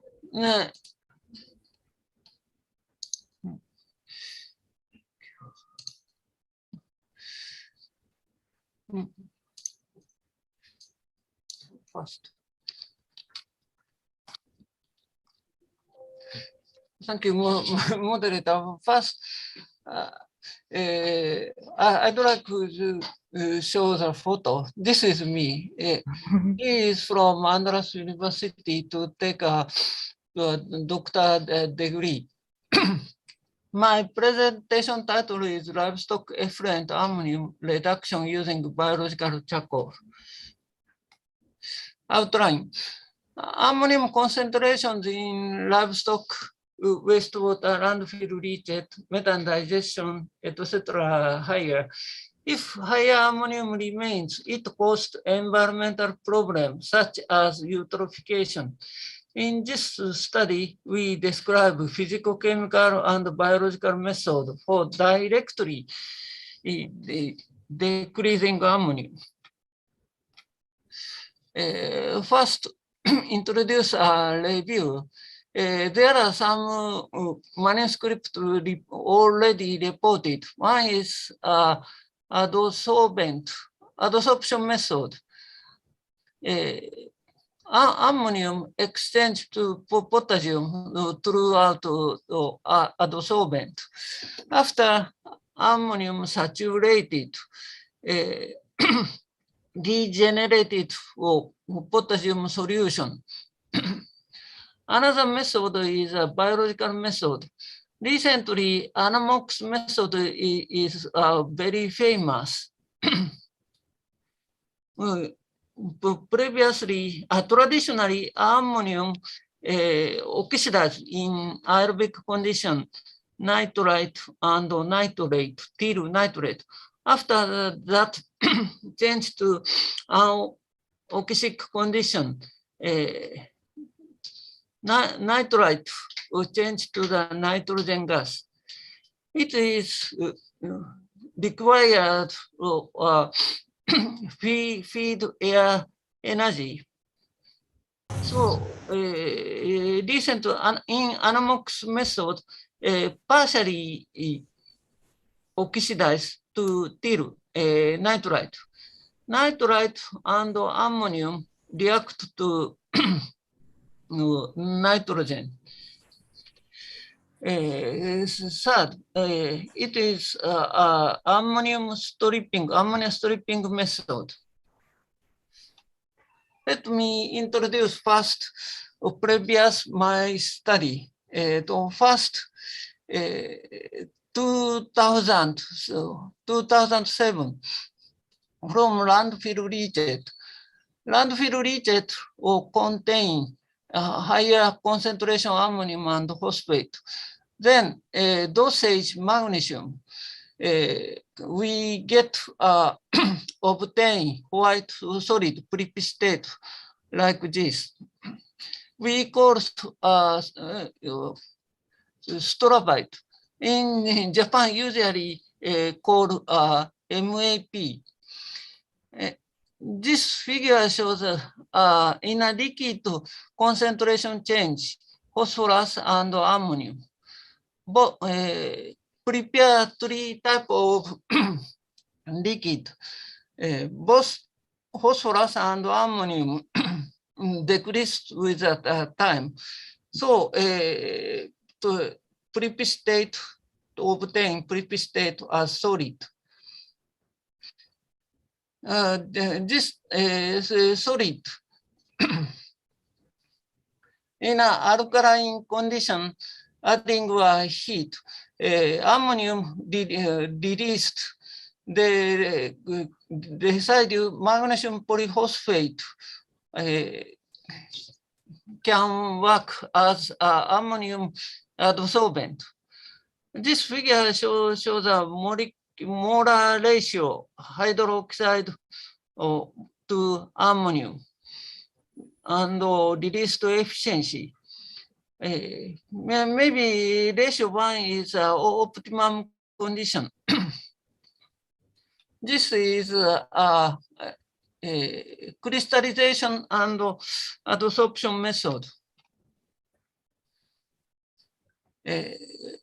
Previous my study too, proceeding of strong nitrogen agro to 2003.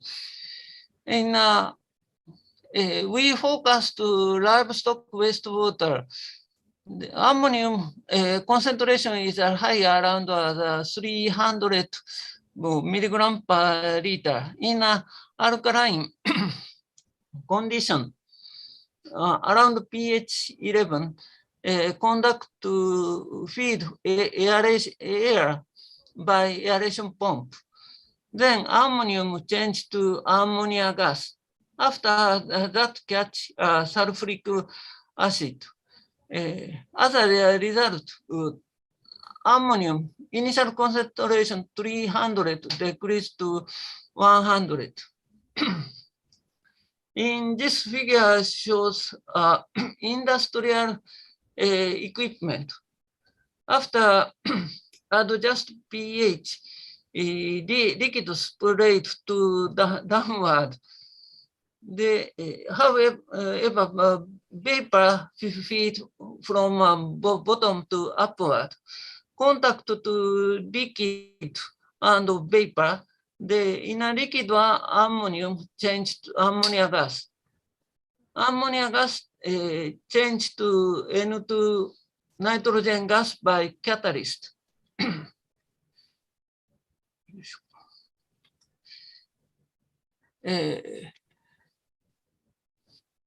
We studied a new approach, biological directly decreasing method. This figure shows assimilation outline. In a cell, ammonium uptake directly. So I want to use this ammonium assimilation. Based on microbiology, first I made a water purification charcoal made from a pellet. Pellet, also called a skid, is a flat transport structure which support goods. In Japan, 2008, wooden pellet should be treated as an industrial waste. So one purpose is recycle of this waste pellet. This table shows characteristics of this material. After made a material mixed to agriculture microbiology material. We focus to livestock water. Farmer discharge livestock wastewater. Traditionally, this wastewater treated activated sludge. However, remains a higher concentration ammonium. This ammonium caused water pollution like this, eutrophication.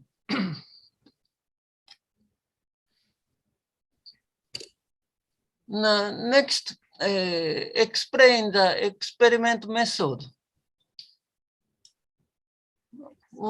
Farmer discharge to this waterway. They take out sample in a beaker. Another one use synthetic wastewater, almost made from ammonium chloride without carbon source.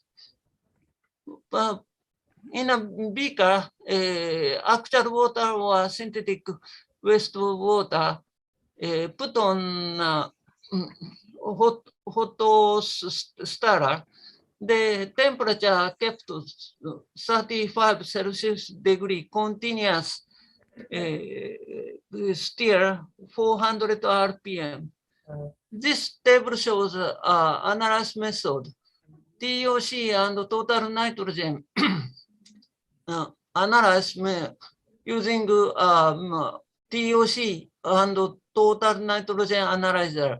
Ammonium analyze indophenol method. Nitrite analyze ion chromatography. ORP use ORP meter. This figure shows the result. Relationship the elapsed time and concentration. Total nitrogen decrease with time at reach in removal rate reach 60%. Based on this result, I propose an expected process. Submerged biochar in a waterway and bring it into the contact. Since it is a secondary treated water, there is a little residual organic matter. A carbon source is needed to remove nitrogen in assimilation, which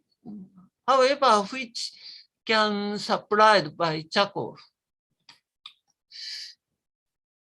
More detailed discuss next use synthetic wastewater. From 8-day operation, we can see a biofilm. This is the relationship elapsed time and nitrogen. Total nitrogen and ammonium, they decrease around 70 milligram %. However, nitrate are very small. Nitrate not detect. This figure shows elapsed time and TOC and ORP. ORP decrease to minus. After that, shows around 70 millivolt. TOC almost constant to 300. Even if don't feed a carbon source, we can see that TOC maybe supplied to the from the charcoal. For this treated water, to identify contribute microbiology. One is spread agar plate. One is culture liquid medium to analyze removal rate. In agar plate, we can see two kinds of the colony. One is gram negative. One is gram positive. Based on the PCR blast analysis, this colony identify close relative strains is brave bacillus species. Homology is 99%.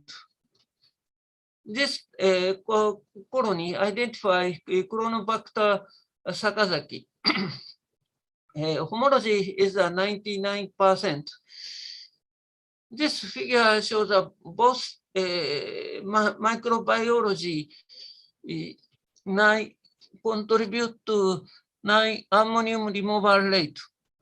Compare as a result, Chronobacter is higher removal rate and OD 660. Result to 3. this figure shows the effect of carbon source. We choose two kind of carbon source. One is carbohydrate. Another is organic acid. Galactose and glucose is a higher removal rate, around 20% and higher OD. However, by compare, organic acid is higher than carbohydrate. Citric acid, succinic acid, lactic acid is shows a higher removal rate, around 40 to 50.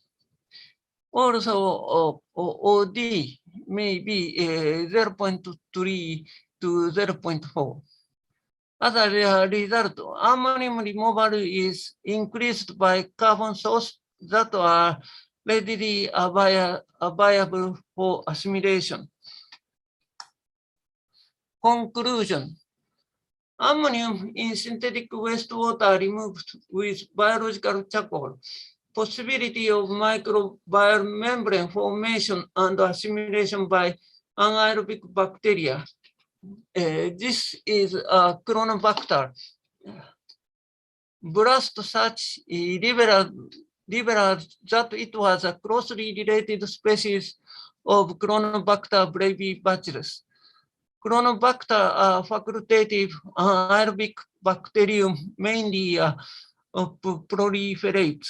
Ammonium decreased due to the intake organic acid as a carbon source. Utilize organic acid together with ammonium during assimilation.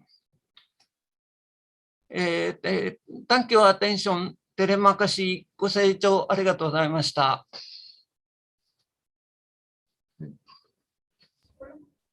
Arigato gozaimasu. Professor Harada, I'm sorry. Thank you very much. It's a very informative presentation. So our audience, Professor Harada has described the role of biological charcoal in reducing ammonium in livestock effluents, and a very effective method in doing the ammonium reduction and removal. So I believe that you have some questions in your mind. So let's wait for the time and question session. And next, we would like to invite our next speaker, Professor Nafizar Nazir from Safe Network University, Network Indonesia. Allow me to introduce a bit about him. Nafizar Nazir is a professor in Agricultural Product Technology at the Faculty Agricultural Technology, Andalas University, Indonesia. And Professor Nazir graduated from Faculty of Agriculture, Andalas University in 1988 and got his master's degree in science in forestry in 1995 and PhD in agro-industrial technology in 2010, both from Bogor Institute of Agriculture, Indonesia. And Professor Nazir is also the founder and the coordinator of the Asia Pacific Network of Agriculture, Food, and Sustainable Energy, or SAFE Network, which is established in 2013. A SAFE network is a network of universities, educators, researchers, and activities in the Asia-Pacific region, collaborating in research, training, and public services in agriculture, food, and sustainable energy. He is also one of the founders of Indonesian Life Cycle Assessment Network, or ILCAN, and one of the founders of Sawit Center, the Global Center of Excellence in Oil Palm. He has quite a number of publications in form of journal articles and review published internationally and nationally. So to sum up, Professor Nazir has very active in some conference and seminar, and have been invited speaker for many academic activities. To save the time, I would like to invite Professor Nazir to deliver his speech or present his paper. Time is yours.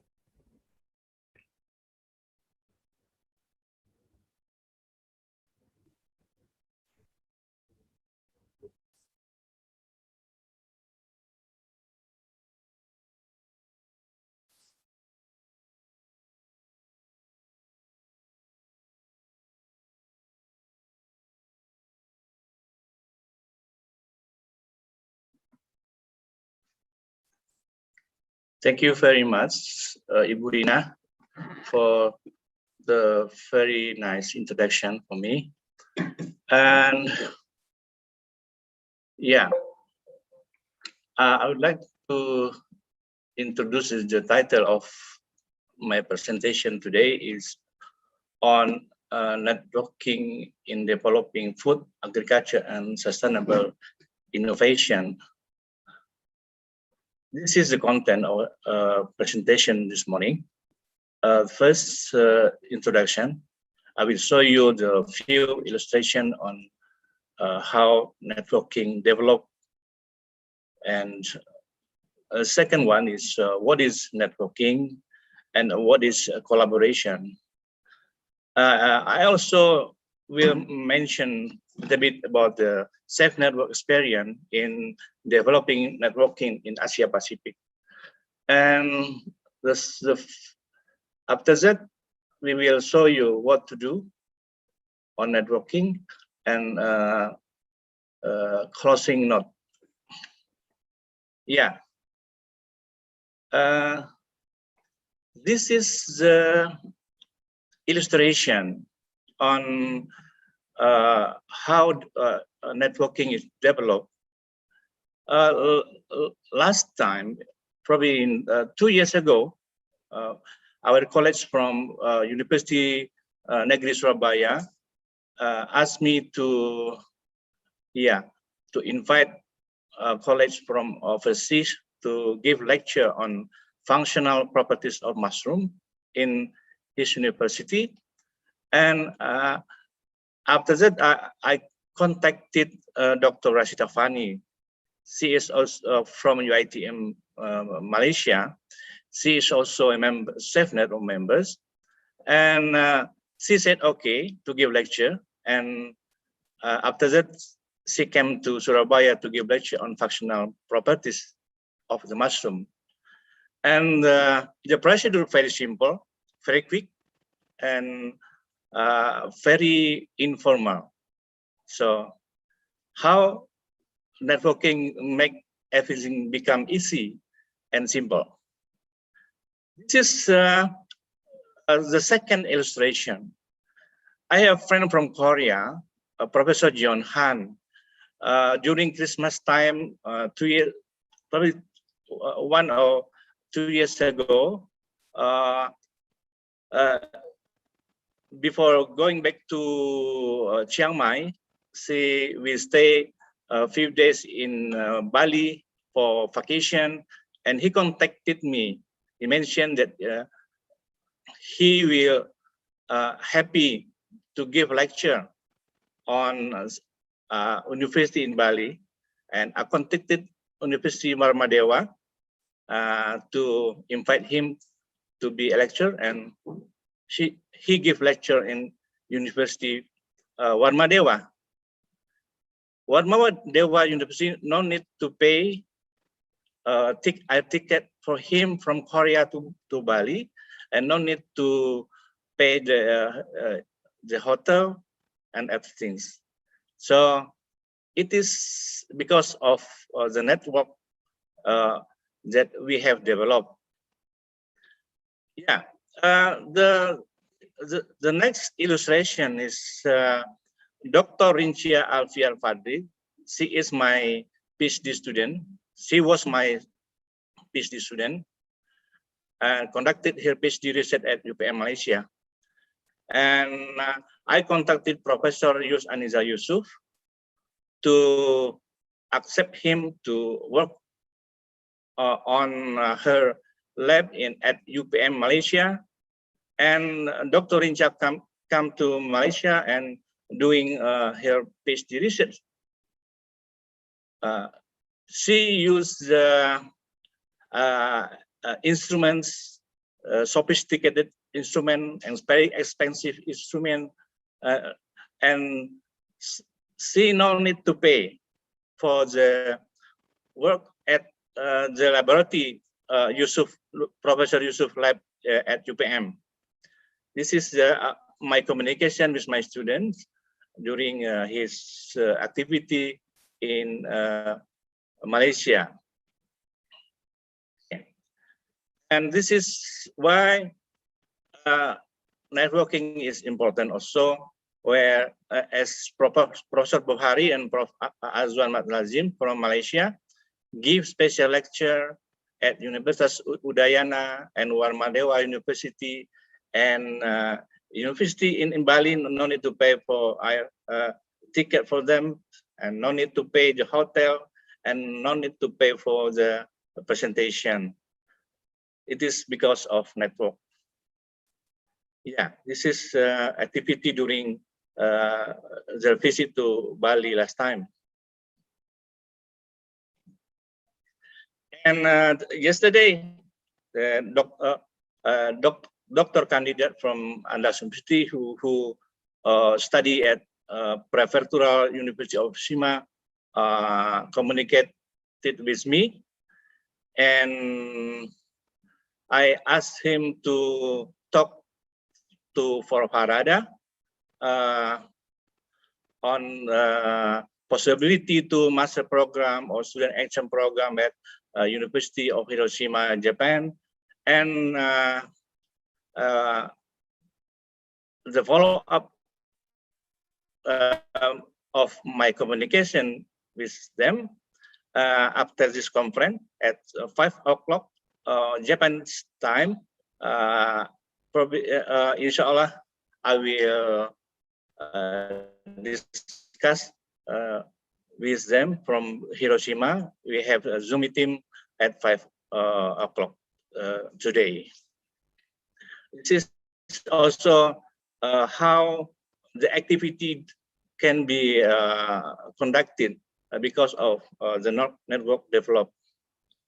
Okay, so what is networking? Networking is the informal process of linking people to each other as resources, assisting, supporting, and helping others find the resources they need. Why is networking? Yeah, and networking is a long-term investment. This is a kind of our personal investment, and it takes time to build and maintain. So it is not too easy to maintain the networking. And network will provide support, motivation, and advice. A good network keep you informed, teach you new things, makes you more innovative, give you a sounding board to flesh out your ideas, help you get things done when you are in a hurry, and much more. So what is collaboration? Collaboration is working with others to do a task and to achieve shared goal. It is a process where two or more people or organizations work together to realize common goals by sharing knowledge, learning, and building consensus. The benefit of collaboration is increasing opportunities to learn and adopt new skills, gaining input from more or different members of the community, the ability to respond rapidly to changing needs of the community, securing access to resources, and sharing risks and costs. So we have to move from isolation to collaboration, yeah, where isolation organization works separately, but collaboration is multiple interaction factor. This is how we change the isolation to collaboration. When isolation is, we have specialized agenda, but in collaboration, we have common agenda. As collaboration, as isolation, we have fragmented measurement. In collaboration, we have shared measurement. In isolation, we have independent activities. In collaboration, we have mutually reinforcing activities. In isolation, we have sporadic communication. In collaboration, we have continuous communication. In isolation, we have unsupported effort. In collaboration, we have backbone organization. How we become true cooperation. This is the common agenda. In collaboration, we have to have the common agenda. Yeah, collaboration can be hard work because it takes time to build trust and confidence. Yeah, trust and confidence is the key word. And be prepared for the long haul. Spend the time up front to get to know people on a deeper level. And in collaboration, we have to plan a retreat or planning session to build the team. And in collaboration, we have to create a regular meetings schedule, and follow up and follow through are the key for the collaboration. So networking to build relationship is about networking, create long-term result and opportunities. Okay, we will share you about the safe network experience a bit. We declare on 2013 in Padang, Indonesia, Andalas University. Here the photo of declaration from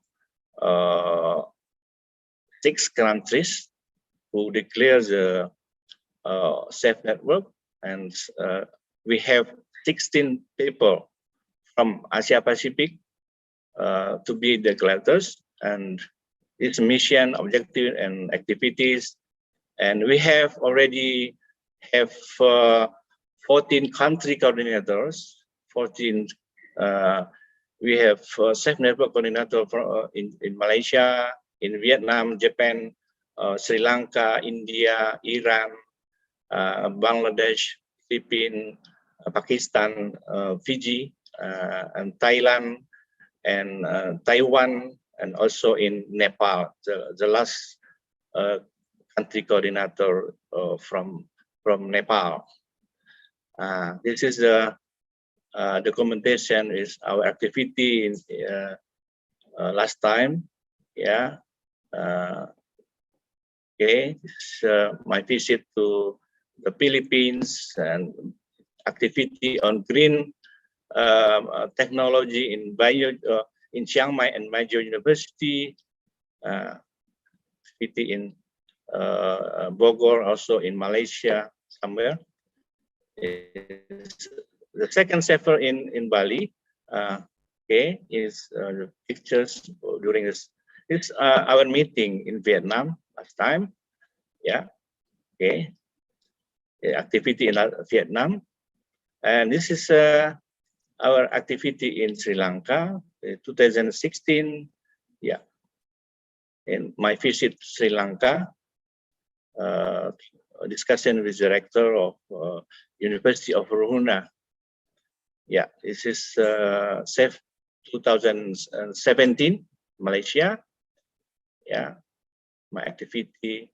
Yeah, yeah.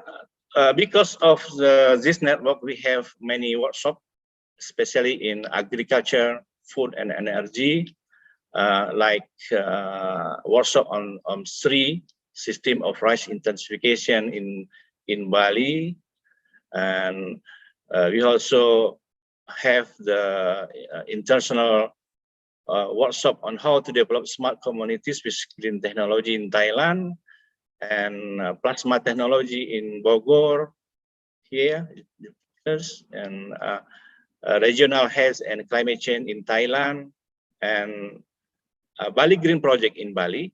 We also Bali Green Project in Bali. This is also the Safe Network Initiative, develop 3 organic rice project, where we expert from Philippines and Malaysia is involved in these activities. Okay, this is the the picture in Bicol, Philippines, for summer course. Yeah, it is a safe Manila. Yeah, many activities can be done because the network, we can use network very effective. Okay, this is many activities. This is rector of Ho Chi Minh University in Vietnam. Yeah, Malaysia, Japan. Yeah. So what to do? The first one that we have to make sure that networking is important. Why is important? Because network help find opportunities. Yeah. The second one, it is expected, and the third one, it benefit your career, and it build relationship, and it help understanding our business, and it's a virtuous circle. Yeah. This is 5 ways to improve your personal networking skill. The first one is put your agenda aside. So put your agenda aside with strangers until they become friends. Yeah. You have to put your agenda aside with strangers until they become friends. Okay. This an elevator pitch too. Yeah. Because elevator pitch at best is selling you short. And don't try to stand out in a group. Or when introducing yourself, be enthusiastic, genuine, and give your connection a future and follow up. This is the final step of my presentation with closing notes. Your network is your net worth. Yeah. So networking is a skill, and like all skill, it will become dull if you stop happening. All scientists need to practice connecting with other people, particularly with non-scientists. This is especially true in today's world. Academia is shrinking and the rest of economy is being deindustrialized. As a result, interpersonal skills are extremely valuable. Numerous surveys and studies show that interpersonal skill matters more than technical skill, no matter the profession. Networking is important in developing food, agriculture, and sustainable innovation. And networking is a friendship. Yeah, you know that networking is a friendship. We have to make sure that we live in one planet, the same planet, and we also have to make sure that we are the same happiness, live in the same planet. The more friendships sustain, and the more world sustain. Thank you.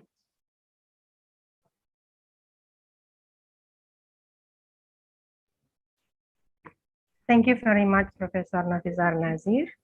So, audience, Professor Nafizar Nazir has shared with us and show the importance of networking, not only for lecturers, researchers, community leaders, but also for undergraduate and graduate students.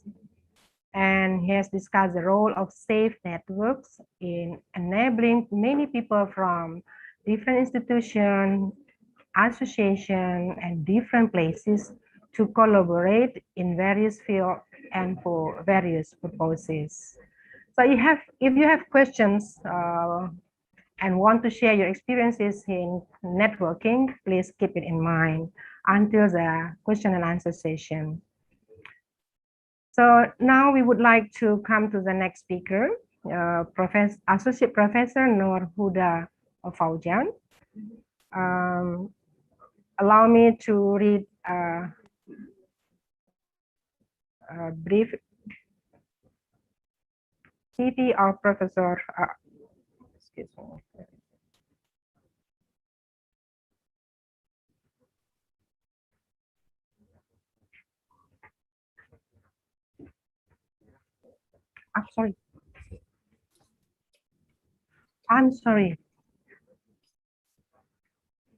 I'm sorry. Our next speaker should be Associate Professor Khairat Teka Futipon instead of Associate Professor Narhuda Faujan. I'm sorry for this mistake. So Associate Professor Khairat Tejipon is from King Mongkut's Institute of Technology, Lat Krabang, Thailand. And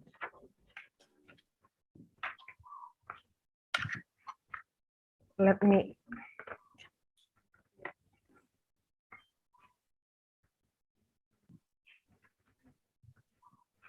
it's not there.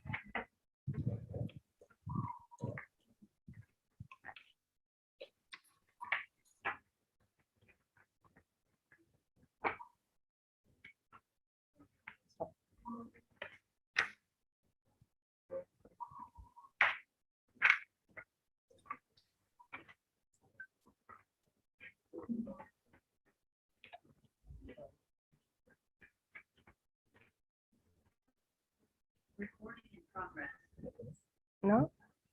CV? Okay.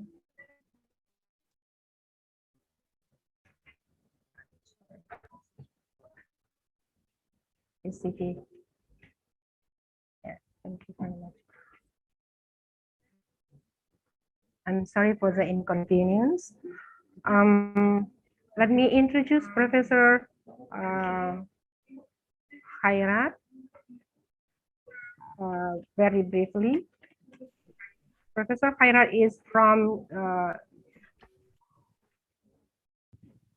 Department of Agricultural Education, School of Industrial Education and Technology, King Mongkut Institute of Technology, Lan Krabak. So he got his bachelor degree from University of Thai Chamber of Commerce, Thailand, in food industrial technology, and his master degree from King Mongkut University as well in post-harvest technology, and his PhD in agricultural science from Gifu University, Japan. And his expertise is post-harvest technology, fresh cut fruit and vegetables, and food packaging. He has a great number of papers or publications, and these are some of selected works by him, which are published in in recent years, is 2021. Growth and antioxidant system of Chinese Kale microgreen in response to different illumination of light sources, which is published by New Zealand Journal of Crop and Horticultural Science, and some other articles or research papers which are mainly about cut fruits like papaya, guava, and fruits like broccoli and long and others kind of traditional fruits.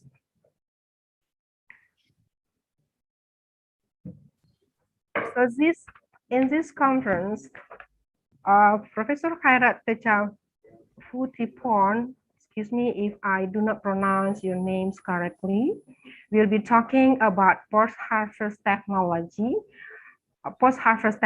practices in Thailand. So Professor Khairat, time is yours. Okay, thank you very much, the moderator, for your introduction. Actually, my name is quite hard to pronounce. My name is Khairat Techa Futipon. Surname is quite too long. According to Indonesian spelling system. Yes, I know. It's okay. Sorry okay, give me for a second to sharing my presentation.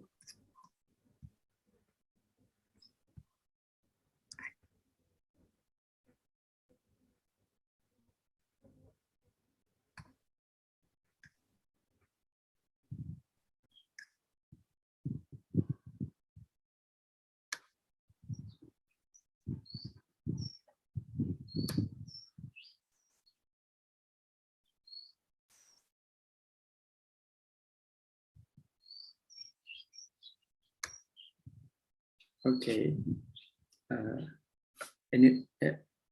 you can see my my PowerPoint. Yes. Okay, let Very me good. start. Okay, thank you. Let me start my presentation today.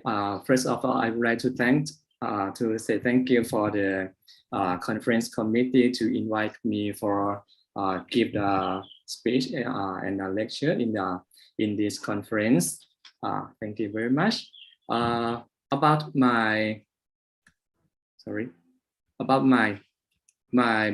topic is the post-harvest technology practice in Thailand, and I will give you some detail about some information like my sharing about applications on post-harvest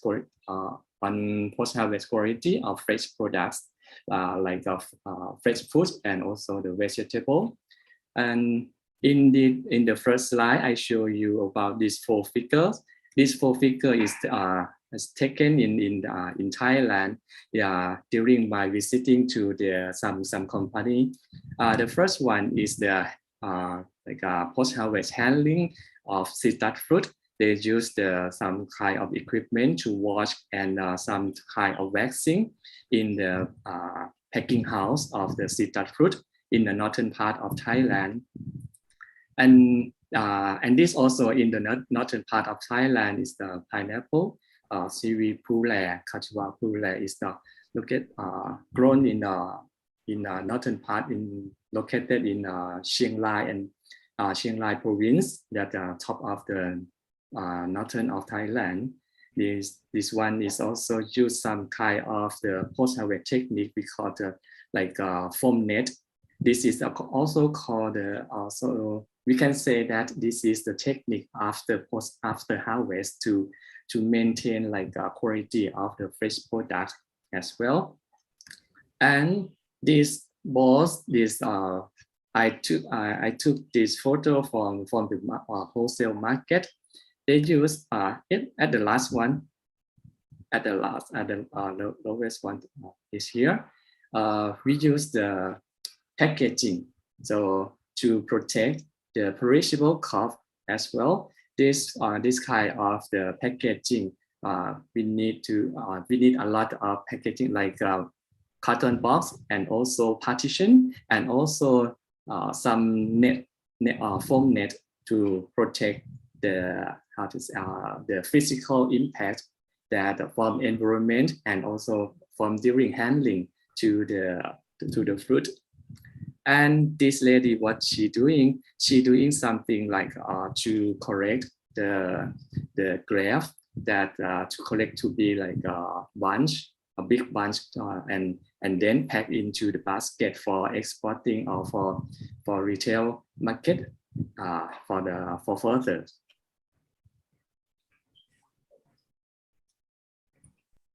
Okay.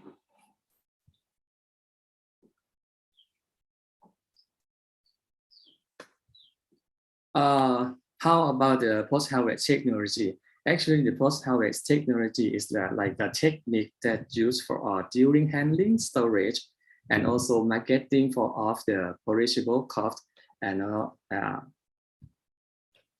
some hand part in the living state. And the technology after harvest is like a combine technique, combine of the science and also technique together to apply to the commodities, to fresh commodities after harvest for preserving, for controlling the quality, and to sometimes for processing, for further processing in the industrial, and also sometimes we can use the packaging for after harvest of fresh produce, and the way to storage and the way to distribute the commodities to the consumer with the good quality of the product.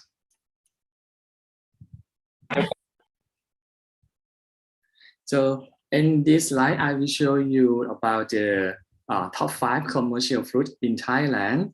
The first one is durian. The second one is longan. The third one is mangosteen, and the fourth one is mangoes, and the last one is banana. This is top commercial fruit in Thailand, but actually in Thailand we grow a lot of the fresh fruit and also vegetable that has more potential and high potential to export and also consume in the country as well. So this slide should let you see the practical of the longan after harvest to the consumer. This is so flow chart of the the handling necessary handling or practical that they subject to do after harvest. The first one is the first step is to harvest. Actually, in Thailand, we still use the human to correct to harvest the produce by hand, and then after they collect it, they will sort or select or grading maybe discuss some defect out of the group and packing actually they packing in the orchard, and after they packing already they transport to the packing house. Okay, actually we use the car or truck to transport the commodities from orchard to the packing house. So in case of the longan, we use the fumigation. Actually, we use some sulfur dioxide or something like that to keep the quality of the to prevent the microorganism, and also to keep looking of the fresh color of the longan, and the pure color is looking good for the consumer. And after fumigation, they're ready to export. Okay, and this one is showing you the example of some practical of the mango for exporting. After correcting, after harvest from the orchard, they move by truck or by car from the orchard, from farm to the packing house, and then the worker will cut the particle and then wash it. In some cases, they recommend to do water heat treatment as well in together with washing, but some cases no need to do. But if you do water heat treatment, next step is cooling down, and then this one is recommended to do is like ethanol treatment to make the maturity is equally. After that, the grading. So we have the standard of the each commodity for export, like A, B, C, something like this. And then after we collecting and then we put into the chamber for preparing for water like vapor heat treatment. This is necessary for exporting. So they suggest and recommend to do this before exporting as well. So after that, you can ready to export the mango. This is the for example of the post-harvest handling of the Thai commercial fruit. So in this slide, I show you why we need the post-harvest technology. Actually, we have a lot of the technique. We have a lot of technology and also some kind of good handling. But sometimes we still have got the problem. Some like mechanical damage after harvest. Of course, we can face this also mechanical damage. For example, impact impact force, compression force, and also vibration force, something like that. And the other thing is the physiological change after harvest, like water loss. So in this picture of the asparagus, you can see well about the water loss at the bottom part of the asparagus. So, and the other thing that we concerned about the respiration and also ethylene production. This kind of physiology change is maybe induced the other like post-harvest change. For example, the color change, something like this, from green to yellow, something like that. And the other thing is the softening. This means texture loss. So some fruit we need crispness of texture, but they loss of crispness. So this one we need to apply some post-harvest technique to keep the quality of them, and also the nutrition losses. And this one, physiological disorder, this show you some kind of the internal browning of the pineapple, and sometimes we can see some water soak in the center of the fruit, of the pineapple fruit. And lastly is the microbial growth that we need to eliminate or maybe to control the growth of the microbial during storage, during distribution. So by using post-harvest technology. So this show you something about the pineapple, and not only intact fruit or intact vegetable that we need to concern, but also sometimes we do export in form of fresh cut. So this is the northern part of Thailand in Chiang Rai province. So we make like a processing of the pineapple to export to China. We just peel off the peel. Just how to say, the processing is just only peeling, and then pack it into the plastic bag, and then put into the foam box, and then top with ice. So this one is the kind of the post-harvest handling, post-harvest technology to export the fresh cut pineapple to China. So in this presentation, I will show you my work, like accomplishments work that I would like to share about how to say, elicitor. So in this title, we talk about the exogenous elicitor. How about the elicitor? The elicitor is some kind of the molecule that triggers the hypersensitivity response in the plant. But in this case of elicitor, I will focus about the physical elicitor and also chemical elicitor. Actually, we have the three categories of elicitor: physical, chemical, and biological. So let me talk about the definition of elicitor first. The definition is a substance for stress factors that when we apply with a small amount or maybe small quantities to the living system or in plant or fruit or vegetable, after that it will induce or improve something like biosynthesis of specific compound, and then this specific compound is because something like stress that got the benefit to the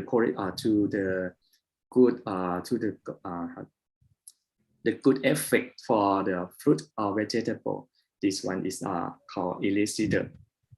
So as I told you, the category or classification of elicitor, we can classify into three types. The first one is physical elicitor, and the second chemical elicitor, and the last one biological.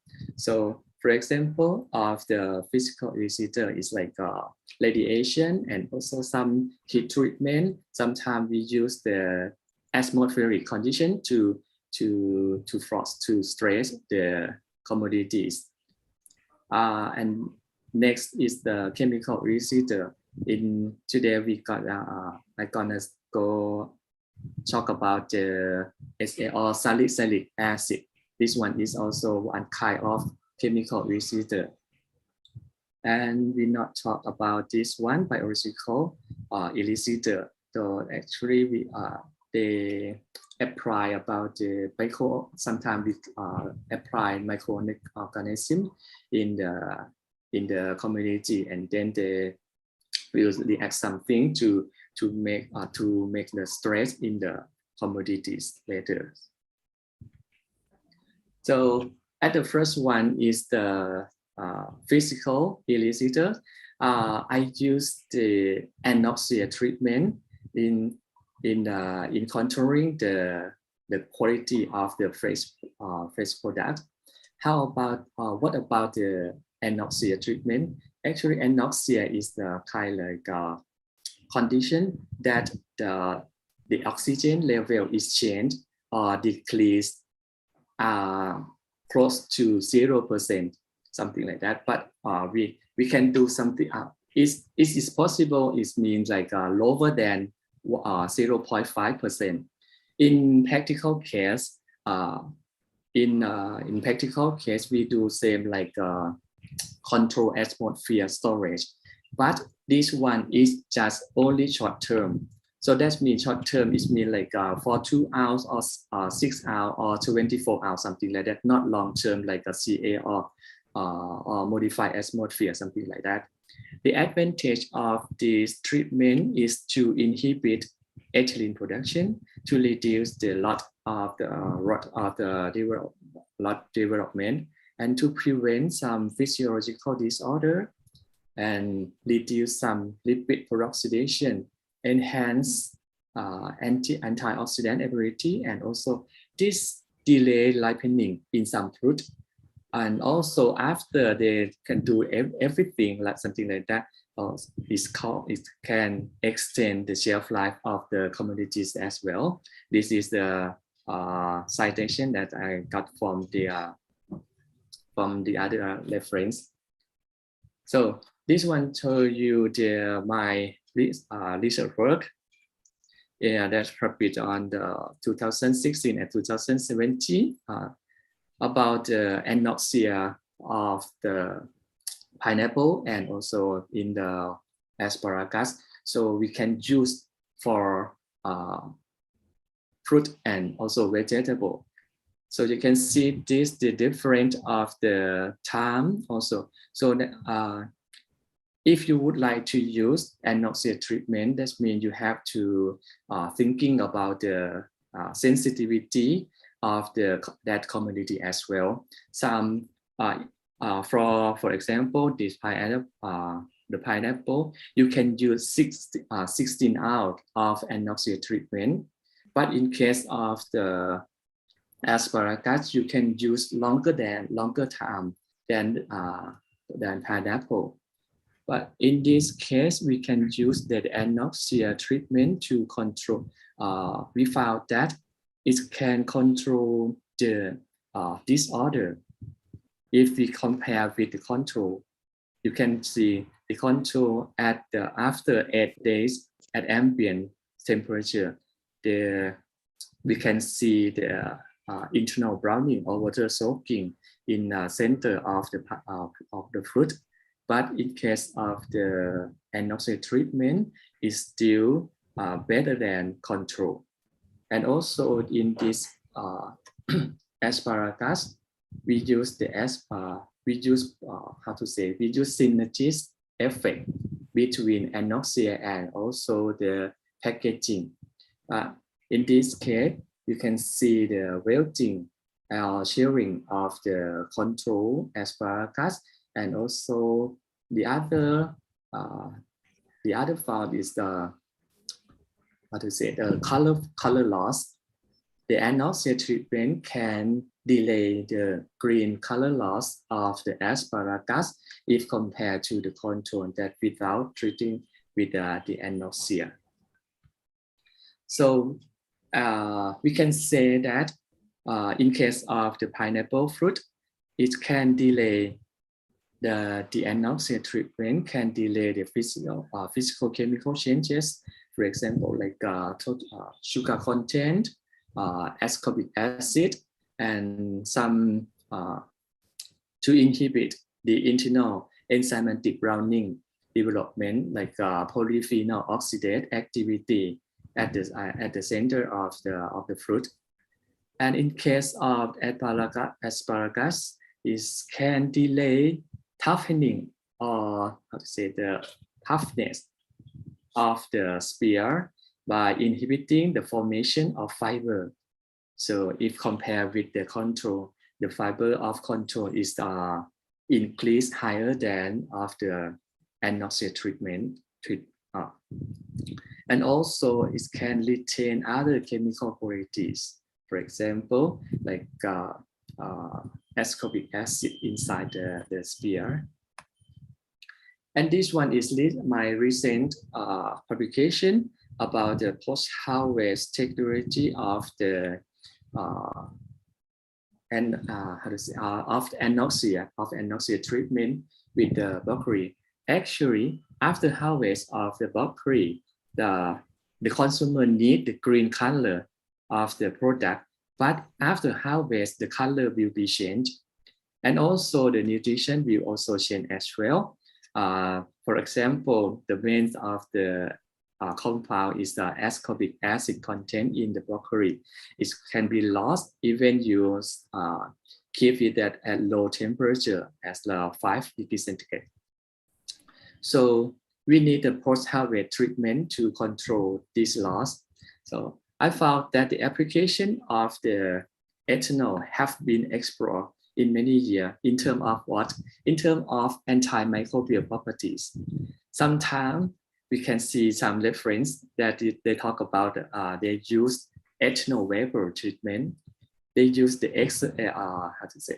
exogenous ethanol treatment they can inhibit the actually responsiveness of the broccoli. So I think if the anoxia treatment can induce some anaerobic condition, and after that, after this condition, some secondary metabolite, for example, like ethanol, will be appear as well. So I try to use this anoxia treatment in control the quality of the broccoli. So this is the result of my work. Actually, as I told you, we have to test first about the time duration time to expose the anoxia treatment. So we use the 3 hours, 6 hours, 12 hours, 18 hours, and 24 hours to for the first experiment, and then we can see that during 18 to 24 hours is probably good for the next experiment. So I choose this during of the time to test for the next step. And not only for the visual appearance, we have to check, we have to confirm with the other evaluation as well, like color evaluation in terms of the lightness or L value and also hue angle. Excuse me, Mr. Kara. Your time is 3 minutes left.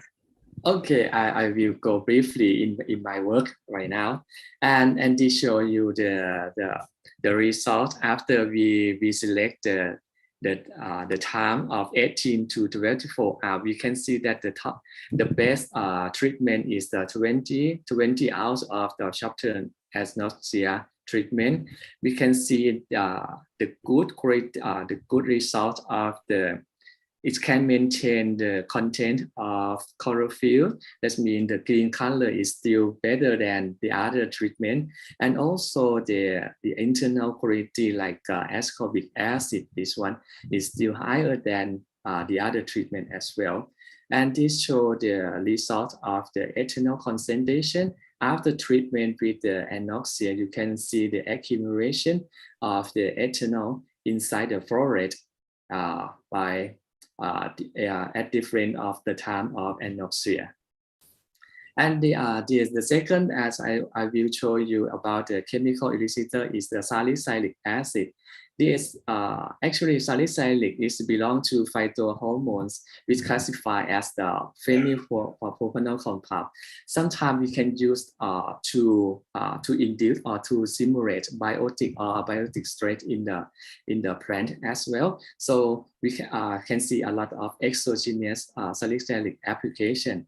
So this one show you about the salicylic emulsion to control the quality of the guava fruit. Or kimchi is one kind of favorite cultivar in Thailand. You can see this picture. You can see this different of concentration at 2 millimolar of salicylic emulsion. You can see this is show the best quality if compared with the 0.5 millimolar and also control.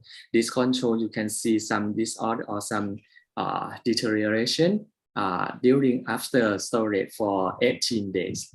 And also we apply this salicylic emulsion in the other fruit as well, like wax apple, we call Taptimjan cultivars. We can use for this kind of fruit, we have to use lowest concentration like 0.5 millimolar salicylic, because of different fruit have different sensitivity to the elicitor. For the point of the salicylic, we found that the salicylic can improve or can induce some antioxidant activity or antioxidant compound in the fruit in both guava and wax apple. Lastly, I will show you some innovative application about the active packaging.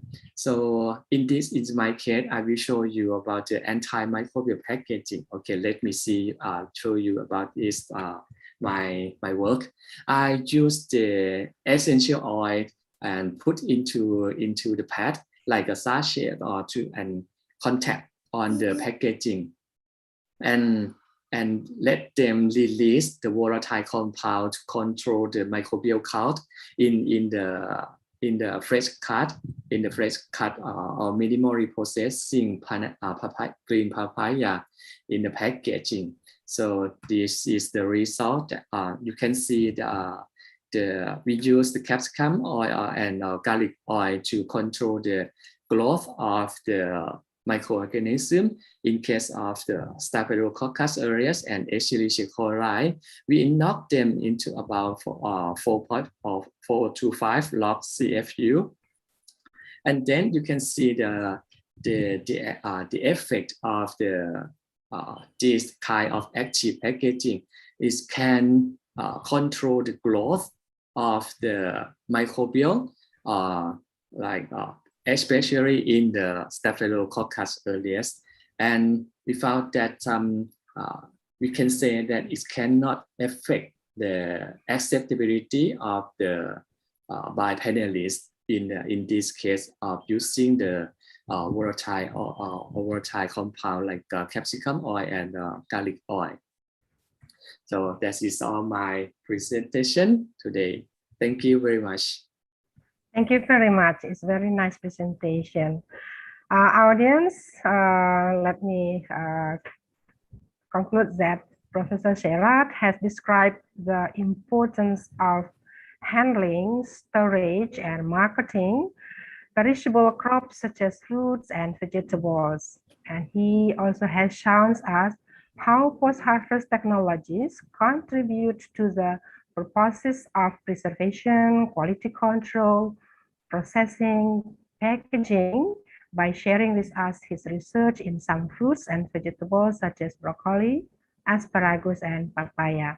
I believe that you have many questions in mind, especially when you look at the picture of the fresh fruits on his slides. Okay, thank you very much. Now it's time to come back to Professor Nur Huda Faujan from University Science Islam Malaysia.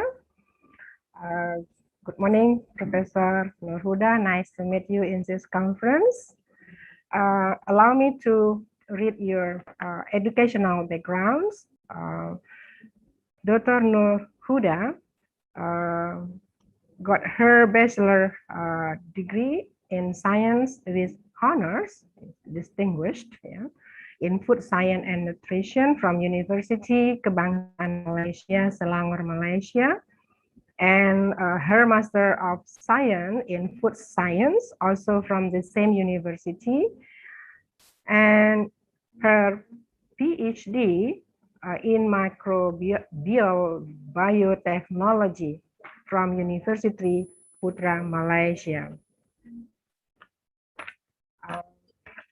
Now, Professor Nur Huda is a senior lecturer in food science and biotechnology programs, Faculty of Science and Technology, University Science Islam Malaysia, Negeri Sembilan, Malaysia. So she has some responsibilities in teaching from bachelor degree to postgraduate degree. To save time, I just would like to mention some of her achievements in academic field. She has written some papers and then become the article reviewers for international and national journals, and has attended various seminars and become invited speakers and trainers internationally, as well as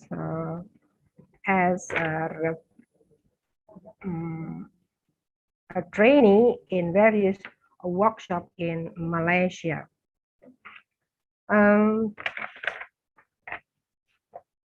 She has lots of publication.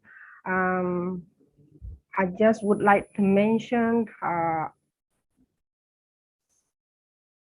the recent one, which is written with her colleague and published in Malaysian Journal of Analytical Sciences, Index Scopus, and then in American Journal of Applied Sciences, as well as in the Open Biochemistry Journal.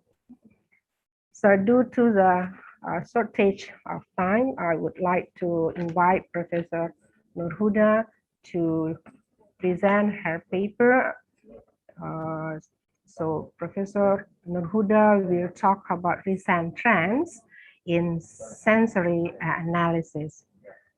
Professor, time is yours.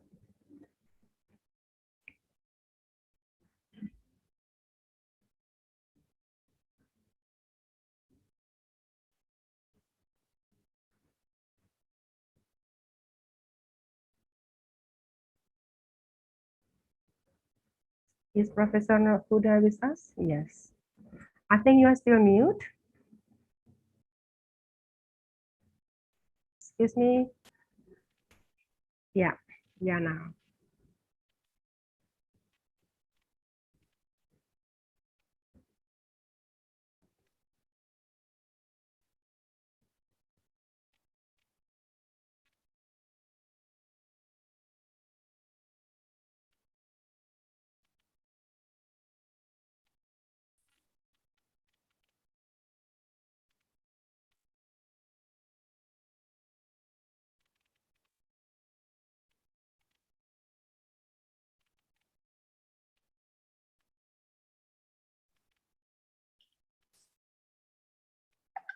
Atau tolong panitia share screen, bantu share screen. Do you have problem with sharing screen or Professor? No. I think it's on. Yeah, it's on now.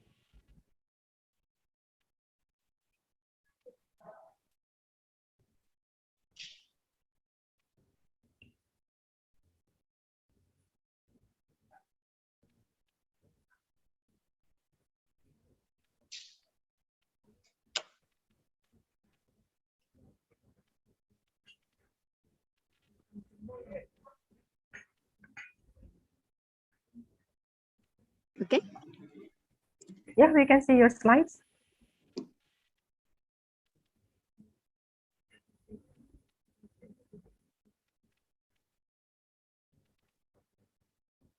Oh. Do you have problem with your microphone?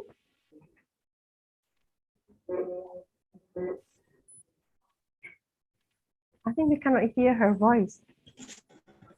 Excuse me? Yes. Yeah? Yeah. Okay. Now we are listening to you. Yeah.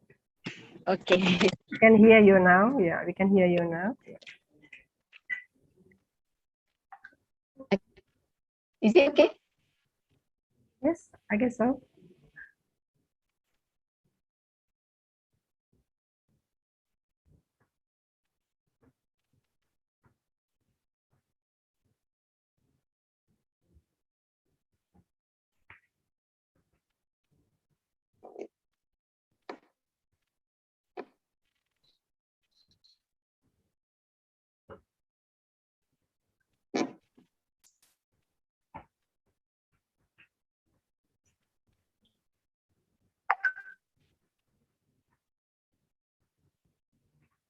Suara Dr. Huda nggak terdengar.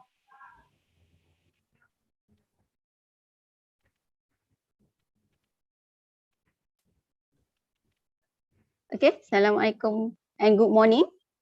Ah, ya, oke. Good morning. Okay. So, still morning, eh? Still morning here. Assalamualaikum and good morning. So, thank you to the moderator and thank you to committee for inviting me to this conference. Okay.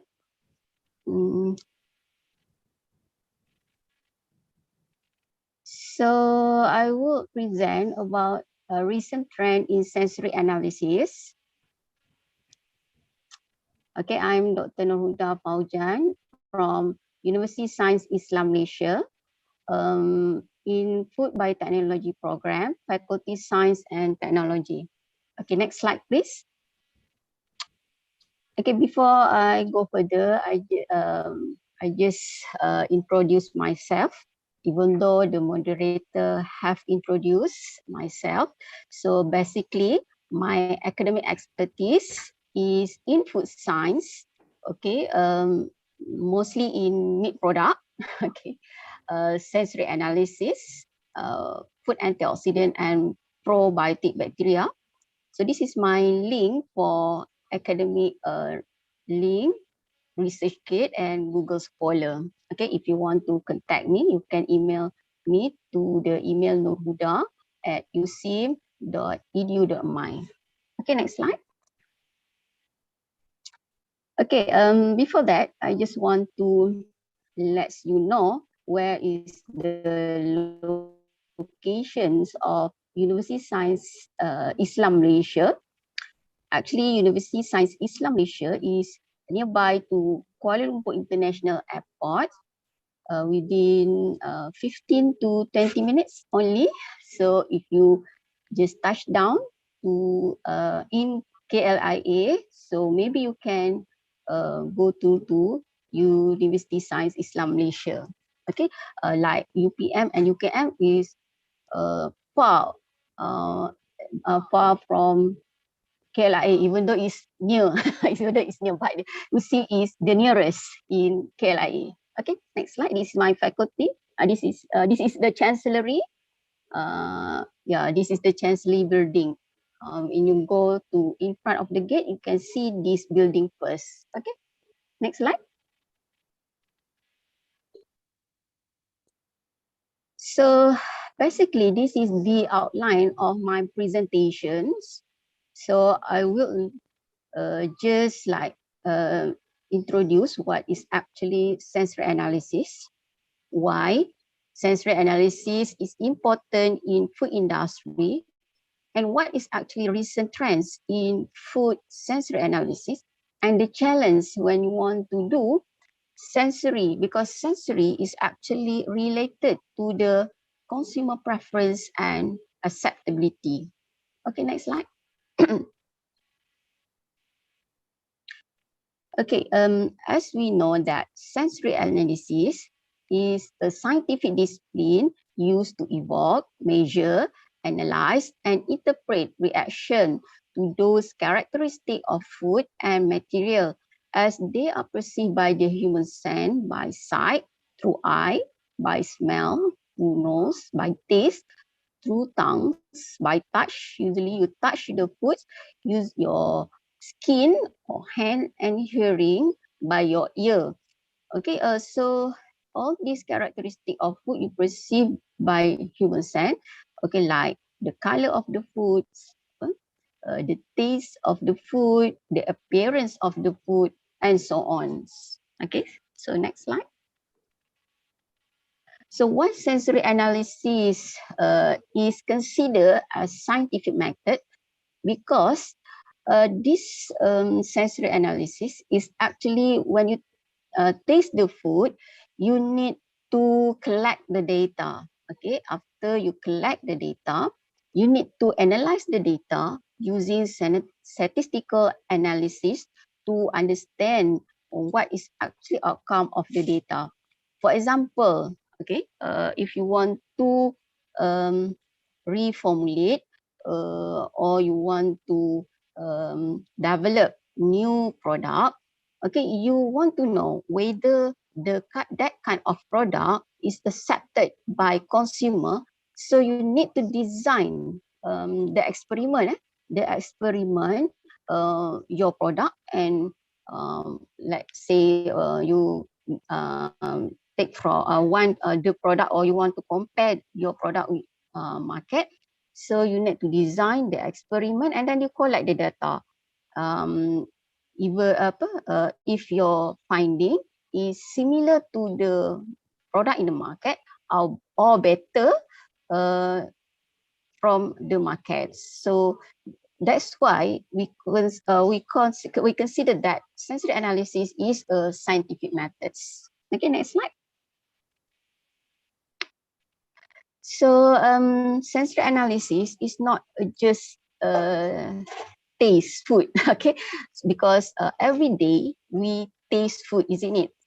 You taste, but in sensory analysis, you need to you taste and test. You need to taste and test, okay? You need to describe the food color, texture, flavor, aftertaste, aroma, and so on. So that's what we consider or we call as sensory analysis, or sometimes we call also as sensory evaluations. Okay, next slide. Okay, actually in food product, we always consider about the food quality. So in the context of food quality, they have three major components, which are nutritional value. Okay, is it the food high in nutrition?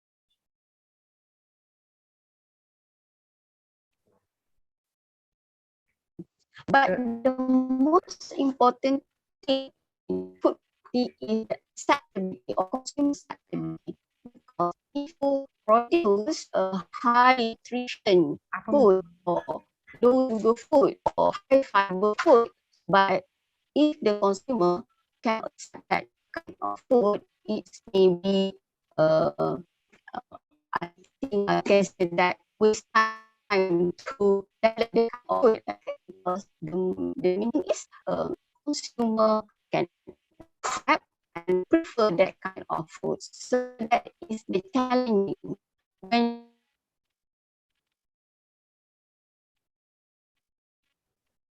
I'm sorry, audience. It seems that Dr. Nahuda has internet signal problems. Dr. Nahuda, we cannot hear you.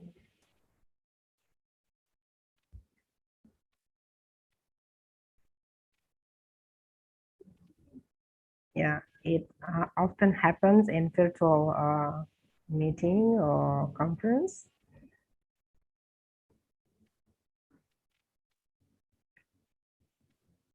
I'm sorry for this technological barrier.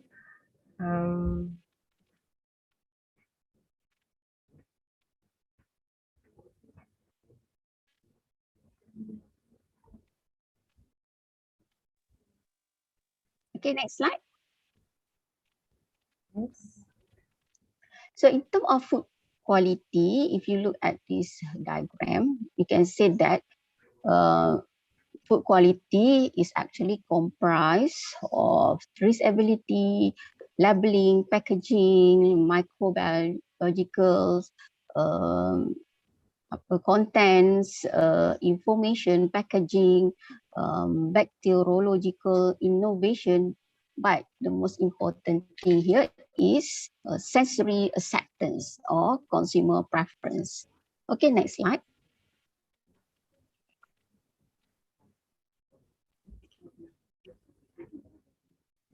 So it can be measured by auditing methods using instruments like protein, moisture, texture. If you want to analyze protein, you need to analyze using JEDI method, for example.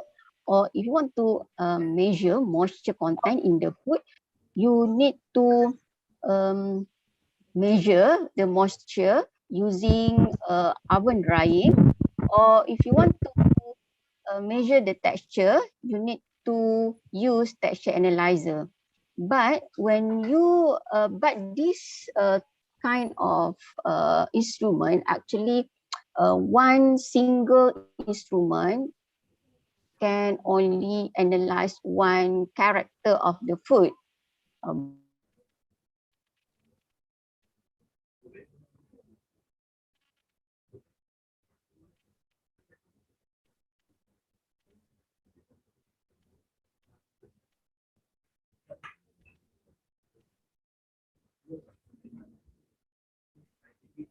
At time they can evaluate the juiciness of the food, they can evaluate the color of the food, and they also can evaluate the texture of the food at the same time. So actually in research or in study, both method is actually important, but the most important is consumer preference and also consumer acceptability. So next.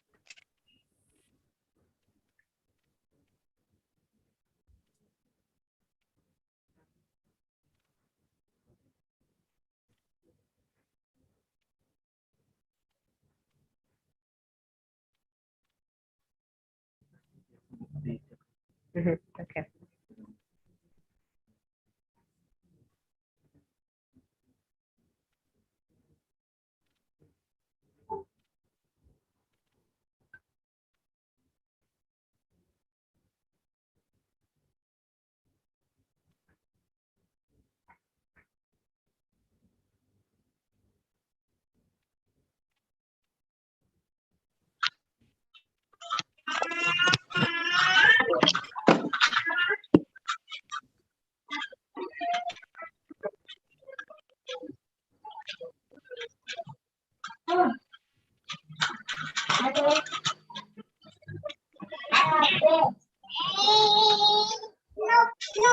Okay. So why sensory analysis is important in food industry? Because first is related to the quality assurance by checking regular sample against specification. So the food product is actually can ensure the quality. And sensory analysis also can detect differences between product from different runs or batch. And sensory analysis also, they can check that sample match specification, especially especially to consumer acceptability or consumer preference. Okay. So sensory analysis also is important in product development and research and development because sensory analysis can compare with competitive product. Is it the market product is better or the new product that we develop is better and so on. Demonstrate new product to marketing team.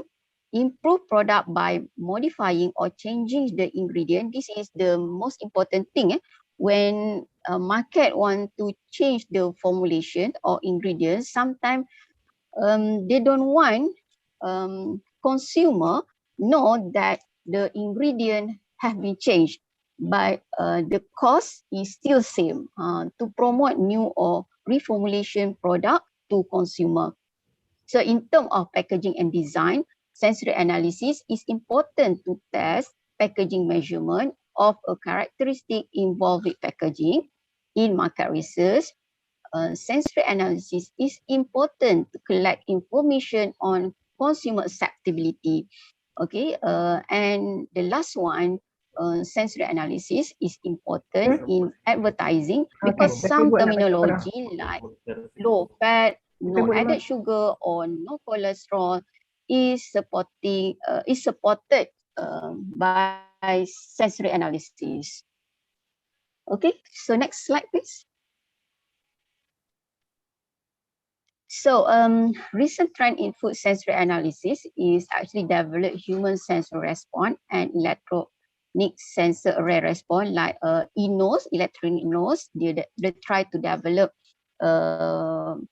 apparatus similar to the human, but the disadvantage is sometimes one type of e-nose is just can measure one characteristic or 3 or 4 characteristics, not like humans. Okay, so the other challenge is consumer acceptability.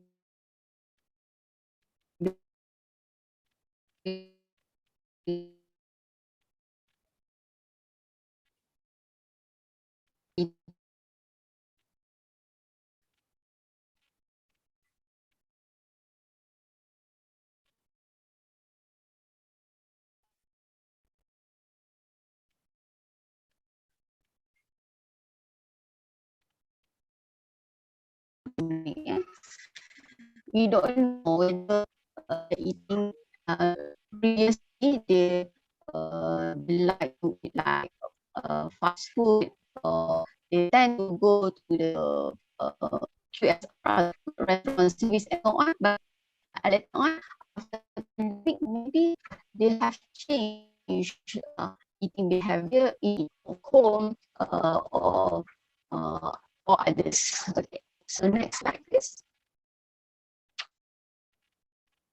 So this is study by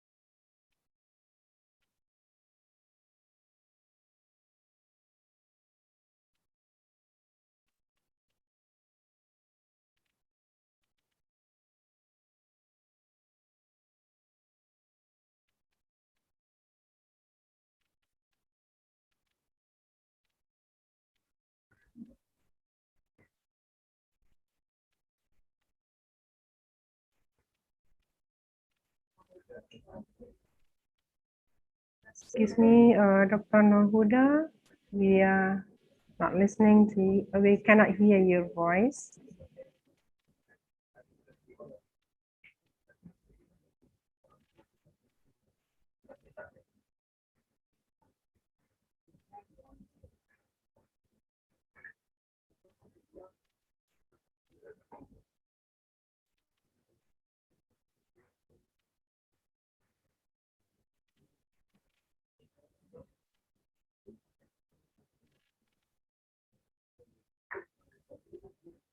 Probably the internet connection.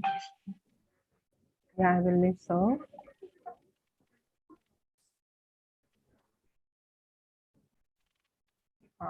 Very sorry for this inconvenience.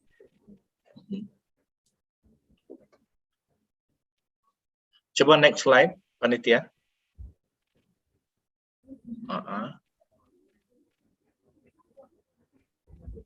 Oke, cepat aja next slide karena ada ini. Terus lanjut. Oke, langsung ke kesimpulan.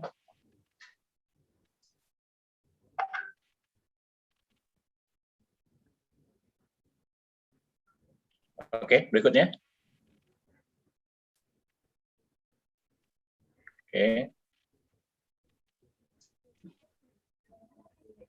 Oke.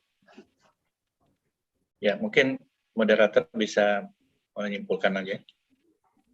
Okay, thank you. Dr. Nurhuda, we are very sorry for the internet problem, internet connection problems that you may have, so we cannot hear your voice here. Maybe we can discuss further your topic in the question and answer session. But in general, we can say that Dr. Nurhuda has discussed about the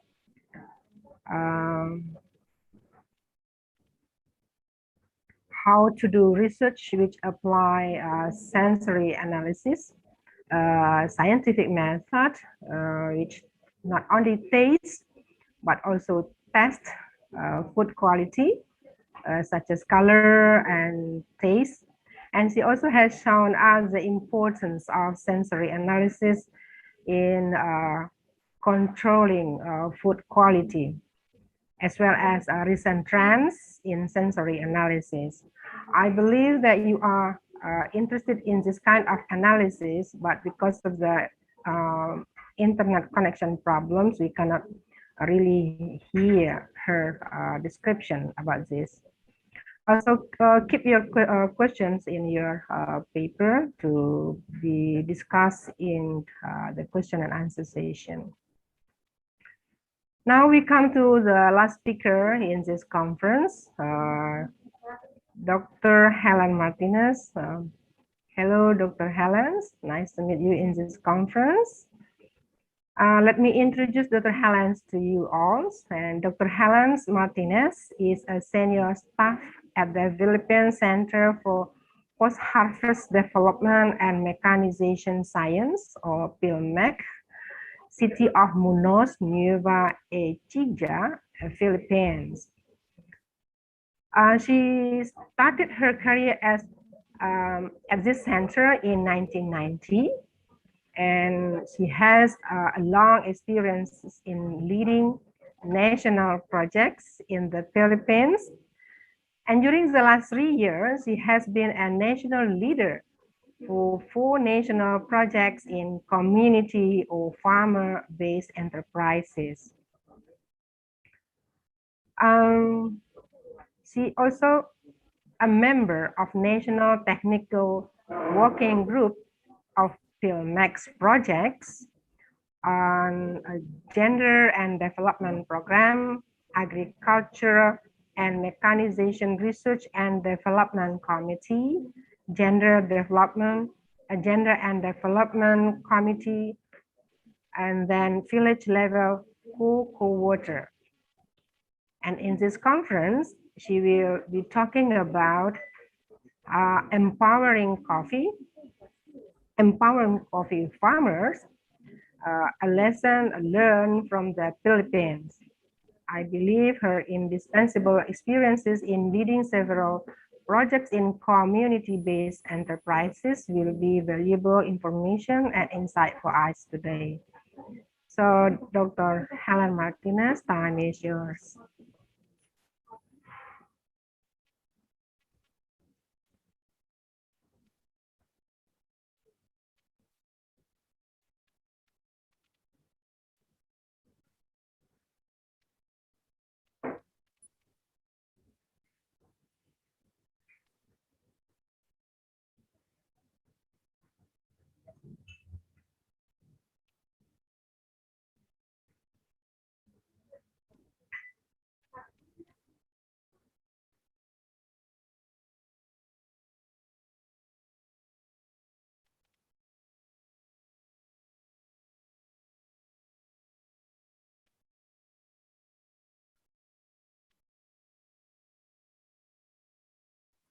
Hello, Mom.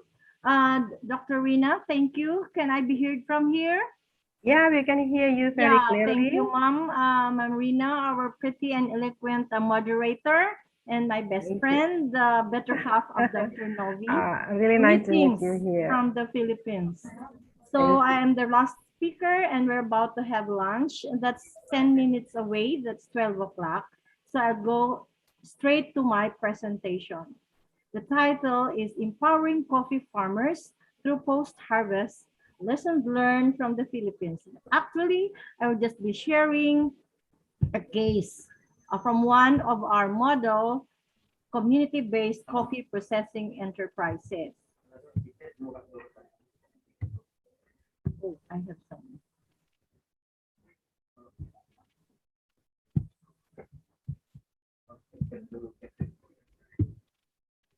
In the Philippines, we have 4 varieties of coffee: Arabica, Robusta, and Excelsa, all grown in different regions of the country. Majority of our farmers, however, are producing it in a backyard or small coffee plantations. In 2017, our country imports about 100 to 135 metric tons of dried coffee beans just to meet the demands of our consuming public. And now it's increasing. Small coffee farms have low yields, poorly processed coffee products, and generates low incomes to farmers. There are no market access in the past, a little bit now, lack of post-harvest facilities, and low harvest volumes, which result to much unaccounted coffee not entering in the market supply chain. Sorry, your slide is black. So what's the problem? This is sorry. Yeah. Excuse me, Dr. Helen, your screen is black. Yes, Mom.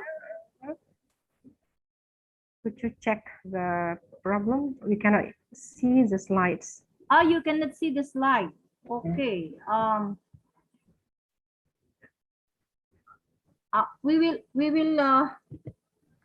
We'll go back. All right. Yeah.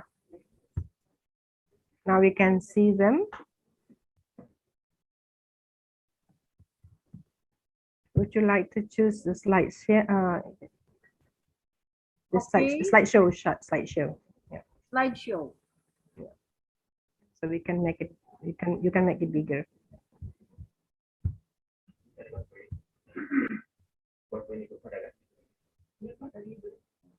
I'm very sorry. I'm having technical problems. Okay. Maybe the committee can help you to share your screens. So wait a minute. Committee, can you help Dr. Helen to share screens?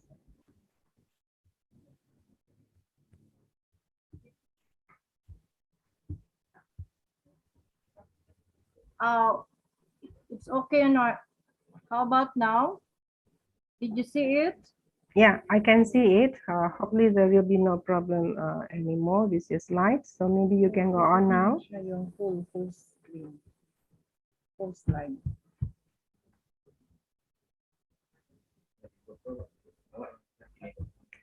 Okay. Okay, Now this is the committee slide share. So we need to come back to the previous. So So is you it just seen tell now? the committee when to move to the next slides. Okay. So it will be the committee or me? Committee. Okay, committee, please. The next slide, please. Okay, so in the Philippines, this is our coffee situationer. We have 4 varieties of coffee grown in the different regions of the country, although the majority is Robusta. That's Excelsa, Liberica, and Arabica. Our coffee farmers are mostly producing this coffee at the backyard level or small coffee plantations. In 2017, the country imports about 100 to 135 metric tons of dried coffee beans, and therefore Indonesia is higher in terms of production. Our small coffee farms have low yields and poorly processed coffee products, generating low income to our farmers. In the past, there were no market access. There were lack of post-harvest facilities and low harvest volumes. And therefore, there are much unaccounted coffee that entering into the market supply chain. Next slide, please. Okay, so the Philippine Center for Post-Harvest Development and Mechanization is our agency, a national agency under the attached to the Department of Agriculture in the Philippines. We are based in Muñoz, Science City of Muñoz, Nueva Ecija, and the north of Luzon. Our mandate is to generate, extend, and commercialize appropriate and problem-oriented agriculture and fishery post-harvest and mechanization technologies for fishery and agriculture sector. Next slide, please. Okay, the objective of our Philmec Coffee Agenda that was from 2014 to 2022 and is still the same up to now is to enhance the post-harvest processing and marketing systems for the small coffee growers in the Philippines. Next, please. So this is our approach, a participatory action research approach, where we try to influence and allow farmers to adopt our technologies. We do it alone. We have what we call convergence with other agencies on the project site, harmonized efforts, and then we implement some the following, like we identify gaps, and then that's the time we upgrade and install the equipment together with our partners and promote the post-harvest system that we develop in here in Philmec. And then we train and capacitate the farmer groups into marketing, coffee quality assessment, and entrepreneurial development in such a way that we will be able to develop a business model appropriate for these enterprises and tailor-fitted for them. Further, we do some cross-cutting activities so that each group will be able to best share each other's practices through coffee exposition, market matching, and cross visits. And finally, we do participatory monitoring, evaluation process, and documentation. Next, please. So this is one of our model sites, the Kasili Ginting Upland Marketing Cooperative, found somewhere in Kasili, Cabuyao, Laguna. If you've gone to in the Philippines, this is near Tagaytay, city, one of our tourist spots in the country. Next, please. So this is our farmer level operation of coffee. Okay, this group is registered cooperative, and they are working and planting and processing Robusta coffee. And they only have very few farmers, members, with 48 hectares of coffee. But their farm post-harvest practices is very poor. They do stripping, meaning they harvest both the green and the red berries. They don't practice rotation. They dry only in the pavement, and some of them use traditional practice like pounding their coffee, pulping it using a wood pulper, and drying in pavements or in the along the roads. Next, please.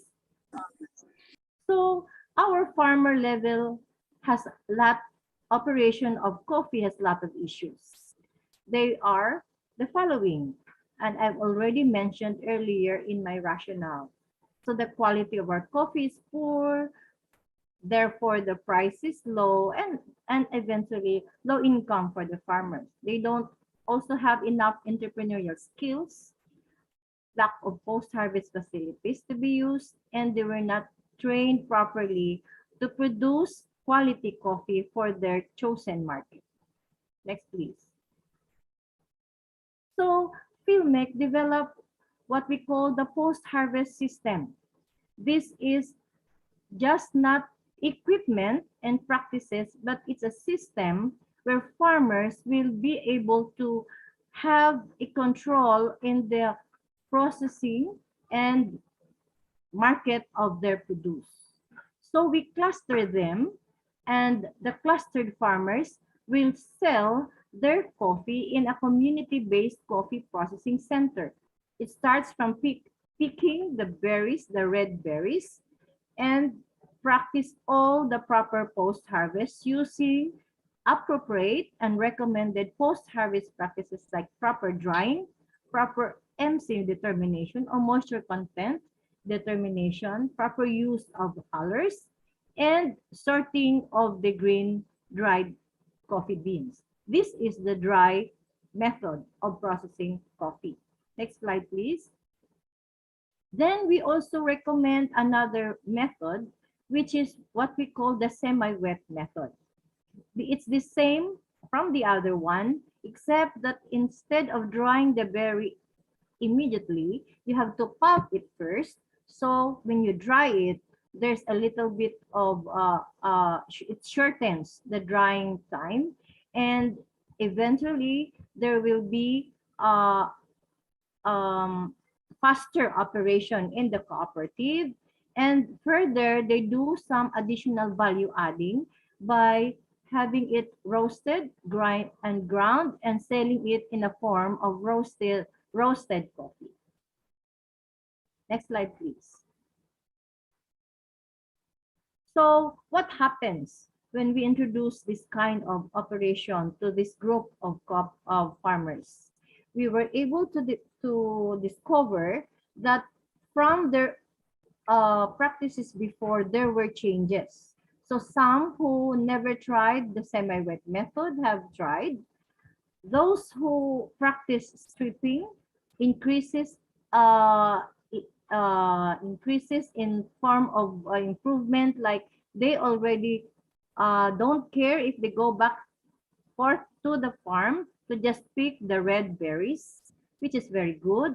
And they do all flotation, which they do before, and they use the pulper, the recommended pulpers. Next slide, please. And in the drying practice, you can see here that almost all of them use the pavement, and later on, nobody anymore in the co-op use the pavement. They already put up elevated dryers and use of appropriate dryers promoted by Philmec. And then they realize that they have to use the moisture meter so that they will have bargaining power in terms of selling their green coffee beans, and so on and so forth. So in the sorting of beans, before they don't care, they just sell it as is. Now they know that if they sort their beans, they will be able to haggle for a higher price. Next slide, please. So when we see in our analysis, looking at the partial budget of what happens to farmers who applied improvement in drying, there's an incremental change in income of about 14,000 for every farmer. Next slide, please. Another one, to those who practice semi-wet method, there's an incremental income of 31,888, an additional income to these farmers who adopt the technology. Next slide, please. So when we tried to compare the income of this group from 2016, that was before the intervention were made, compared to the 2018 towards the end of the project, there was a tremendous increase in the income presented by the cooperative in their financial statement. So they attested it. They said that it is really that the technology and the practices given, and even all the trainings and improvement in the post-harvest system really contributed to the increase in income. Next slide, please. So we can say that if that cooperative will influence others to follow this same practice from this group, we can say that the indicators of financial indicators, since it's only one, but if they will have this as a model, then other groups will be assured that they will be able to get the profit of their labor, because at this kind of business model, they will be profitable based on this financial analysis. Next slide, please. So we also tried to see if there's an improvement in terms of in the quality of the coffee they were selling in the market. And it showed that in the cupping quality assessment, they were able to get the 82.08 score of the cupping quality, and even they ranked in 8th in the total national competition, coffee competition in the Philippines. So the farmers were really, it boosted their confidence in their produce, that they can really beg for a better price. Next slide, please. So we can see here that proving a very good practice in post-harvest will become a good take-off for value adding, because a good raw material will always produce good output and good roasted coffee. So this, we were able to see that they were able to have their own roasted coffee products in the community, and were able to even employ women, wives, farmers' wives working in the processing center. Next slide, please.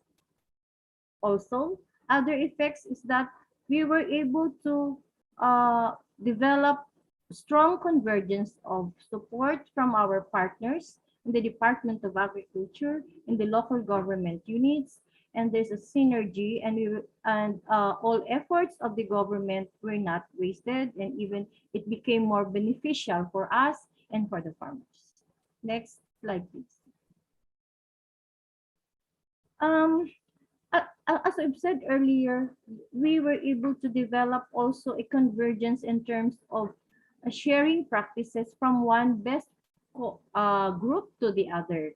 So we have this conduct of National Coffee Exposition that triggers multiplier effect in technology adoption. So what we did, we can see here that we gather every year about 200 to 230 farmers, including the experts, and we do market matching, copying quality competition, and sharing of best practice. So next slide, please. So we can see here the last years of our coffee exposition that made the farmers more close to each other and more confident in producing quality coffee. And this has been done every year except during the pandemic, where we are not allowed anymore to do mass gathering. And so we stopped in 2020. The last slide, please. Oh, you can see here your very own Dr. Novi, who went to our last coffee exposition in November 27 to 29, 2019 in Tagaytay. So you see, even in there, Dr. Novi was able to meet some of the experts and enthusiasts of coffee. We hope this can again come back in the next years when there is no more COVID. Last slide, please. So the cross-visit enhanced farmers' knowledge and skills in producing quality coffee through valuable tips, insights provided by successful coffee communities and coffee enterprises. Last slide. So they became also a site for learning of others who wanted to learn from them. So this is how we do multiply the best practice and adoption of these technologies. Next. Okay, this is because of that, Filmic was able to produce some knowledge products like a video.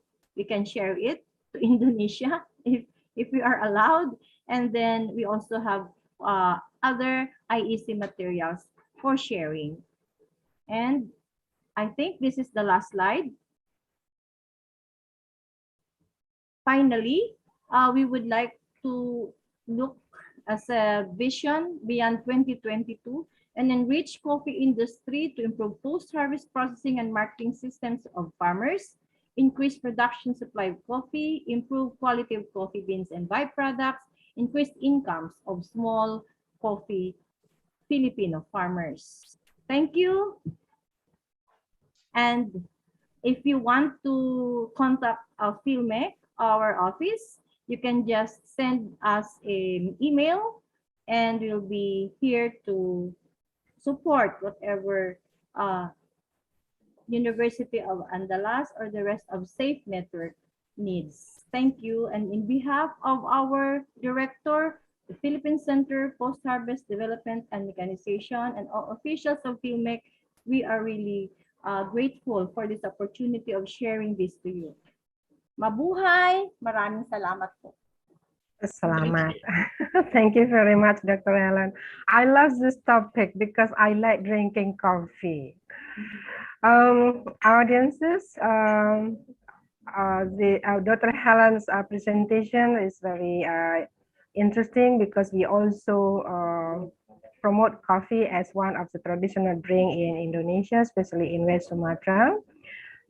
Just to for a brief conclusion that Dr. Allen have presented, has shown us how to empower a group of coffee farmers in the Philippines and the role of Filmec, as well as Dr. Helen as a project leader in encouraging farmers in a better way in various aspects of coffee farming, such as harvesting and processing, in order to improve their income. Now we come to question and answer sessions. I believe that most of you are not patient anymore to come to this session. So because of the limitation of time, which is only about 20 minutes, so I will read the questions to the same speaker, and then will be answered by the speaker being asked in a very a brief answer.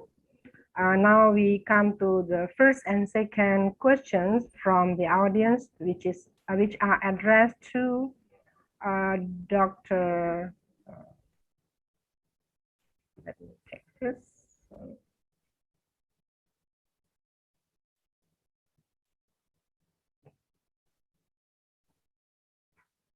To Dr. Sherat.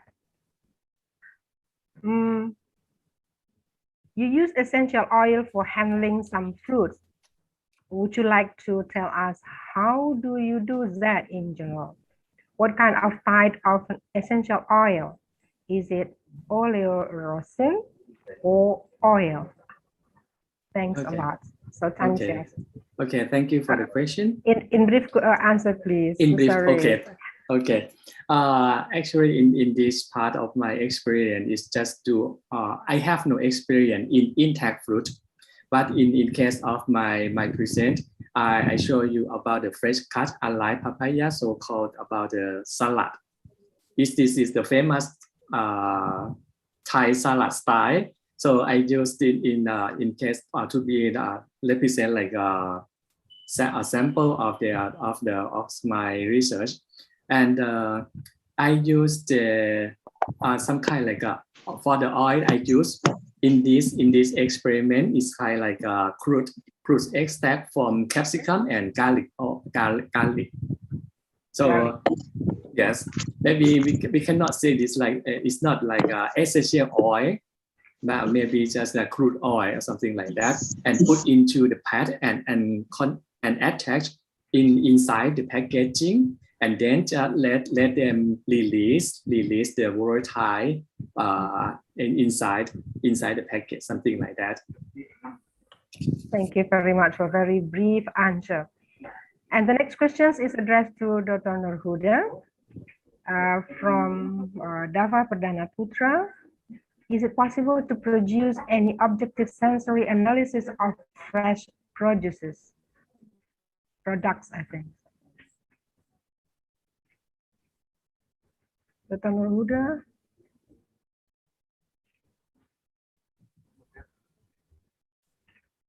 Are you in this room, Dr. Nurhuda?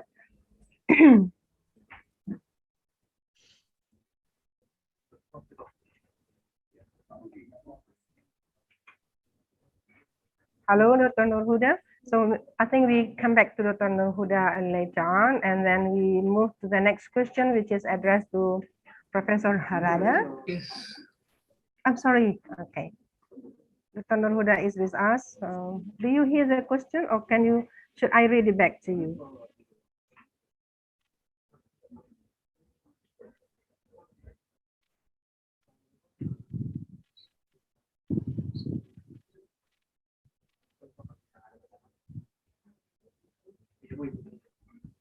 So the question is it possible to produce any objective sensory analysis of fresh produces or fresh products? Is it possible?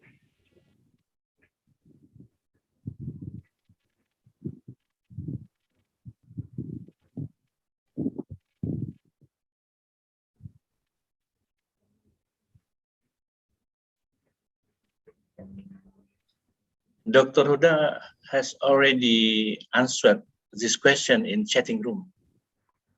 Okay, thank you very much, Professor Nafisa, for informing us. So I think Dafa can read the answer on the chat room.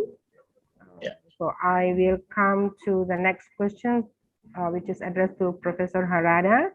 What is the basic material of the charcoal? Such a question. Charcoal made from pallet. Another word, skit.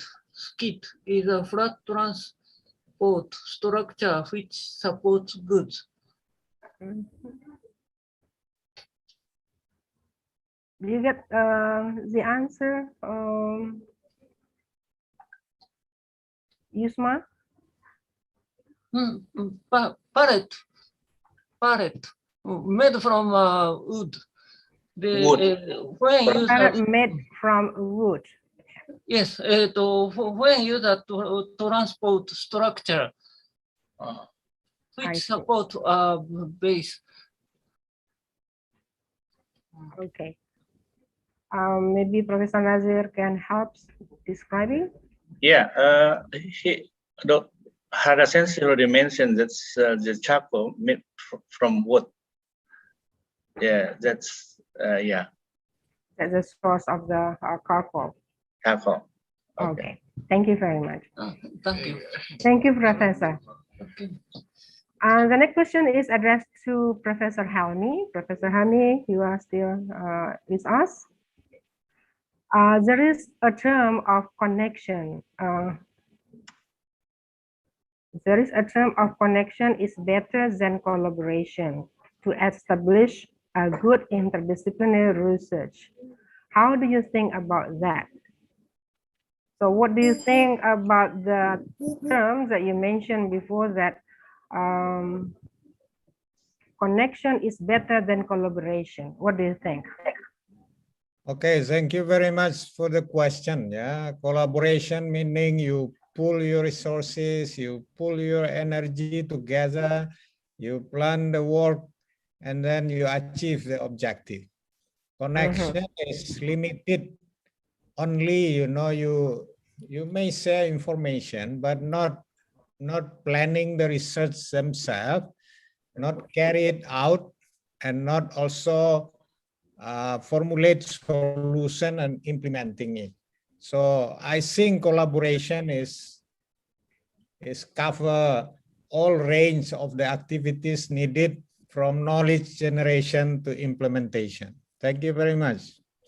So in conclusion, collaboration is better than connection instead of the vice versa. Yeah. Are you saying that? Yeah, collaboration is implying, you know, working together from the beginning to the end. Connection is limited, that you know each other and you may share your information, but may not working together along the activities. Okay, thank you very much for the very clear answer. So another question for Dr. Nurhuda. I hope Dr. Nurhuda can hear us, and then maybe she would like to answer the questions on the chat room. Is it possible to produce any objective sensory analysis of fresh produces? It's already answered. I think this is the same questions, right? Yeah. Now the next question is to Dr. Helen. Your presentation is very interesting. You have community-based pork harvest and processing center. Can you elaborate more detail? Who operates this center? Do you have standard operating procedure of the center? Thank you for the question. Who operates the center? It's the cooperative. It's the farmer cooperative. We didn't change anything except the practice. And it's how the standard operating procedure. There is no one fits all. No, it's just like what Dr. Novi and Dr. Helmi is saying. It's a collaboration of experts and with the farmers and agencies on site.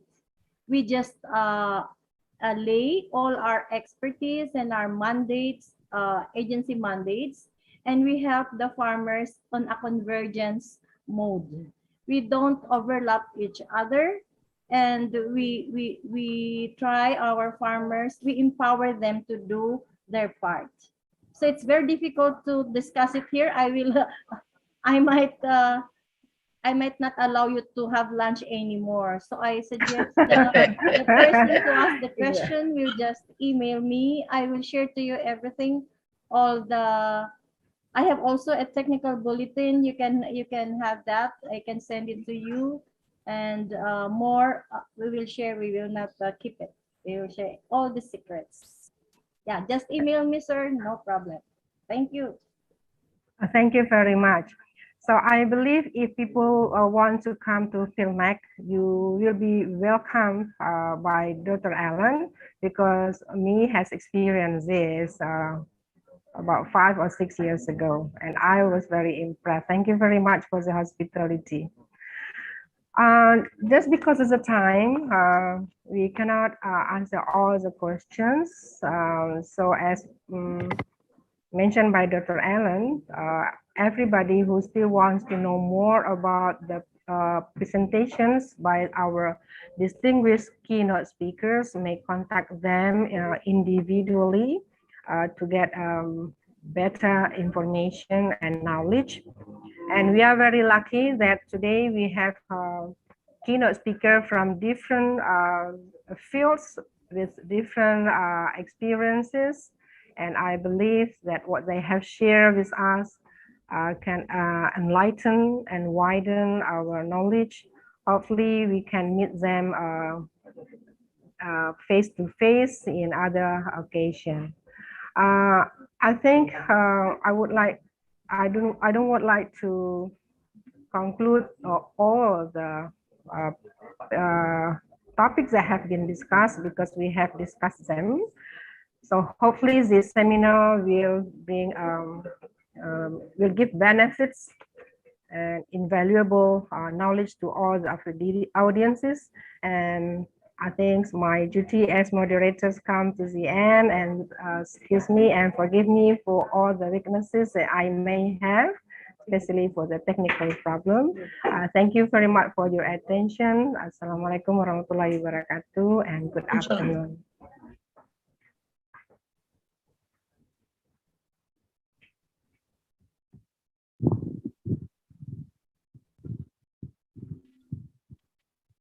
Probably we can take picture together.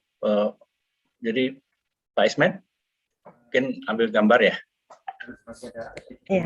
Yeah, we still have next sessions. I think the Master of Ceremony will lead this next session. Thank you.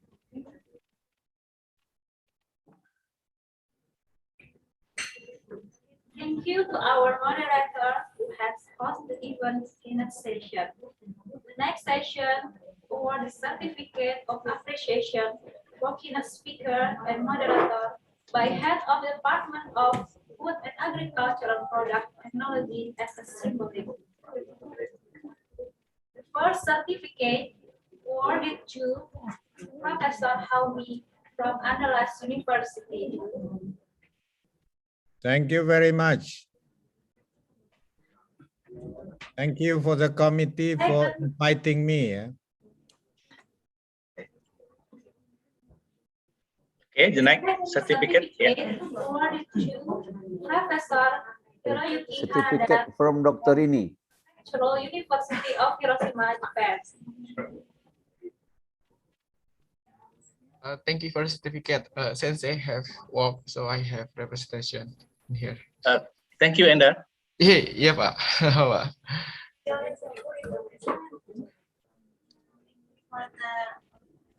The third certificate awarded to Professor Nofizan Nazir from Set Network Indonesia. Thank you, committee. Thank you, Prof. Rini.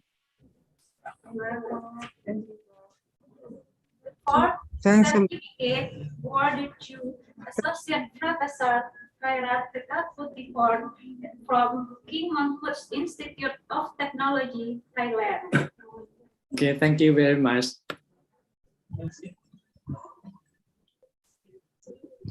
The fifth certificate awarded to Dr. Nur Huda Fauzan from University Science Islam Malaysia.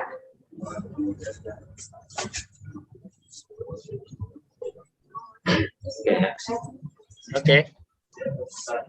The next certificate awarded to Dr. Helen Martinez from the Philippines Center for Consensus and Reconciliation.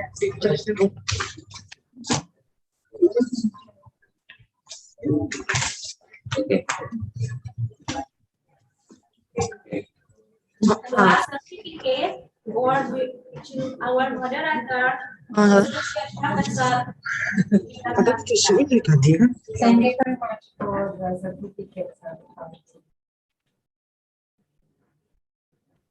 For this keynote session have been complete. Thank you for all keynote speaker and moderator.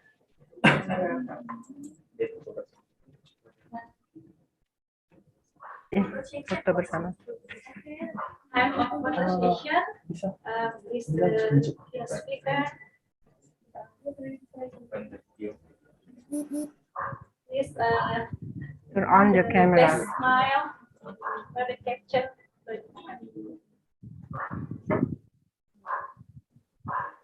Yeah. The first page. Smile. 1, 2, 3, smile. Next page. Next page. 1, 2, 3, smile.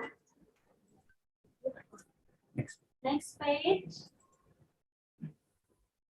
1, 2, 3, smile. Okay, next page. 1, 2, 3. Next, for the next page. 1, 2, 3. Next page. 1, 2, 3. Next page. 7 page. One more page.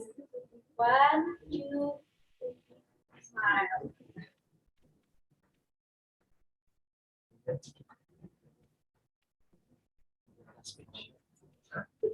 Last page. 1, 2, 3. Okay, thank you. At the next event, we enter to parallel classes room. For information to presenter, please join on its parallel classroom.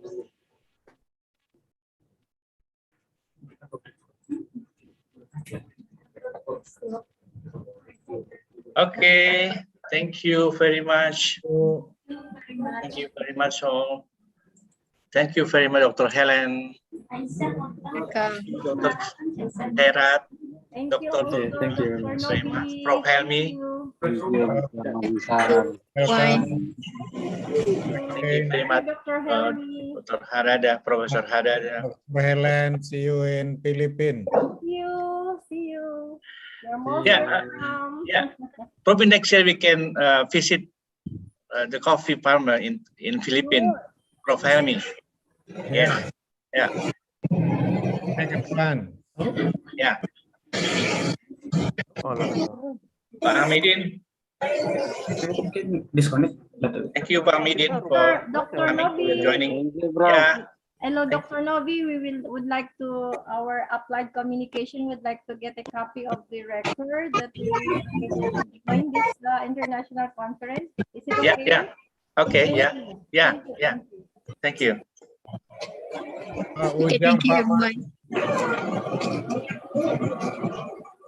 Pak Ujang Paman. Ujang Paman.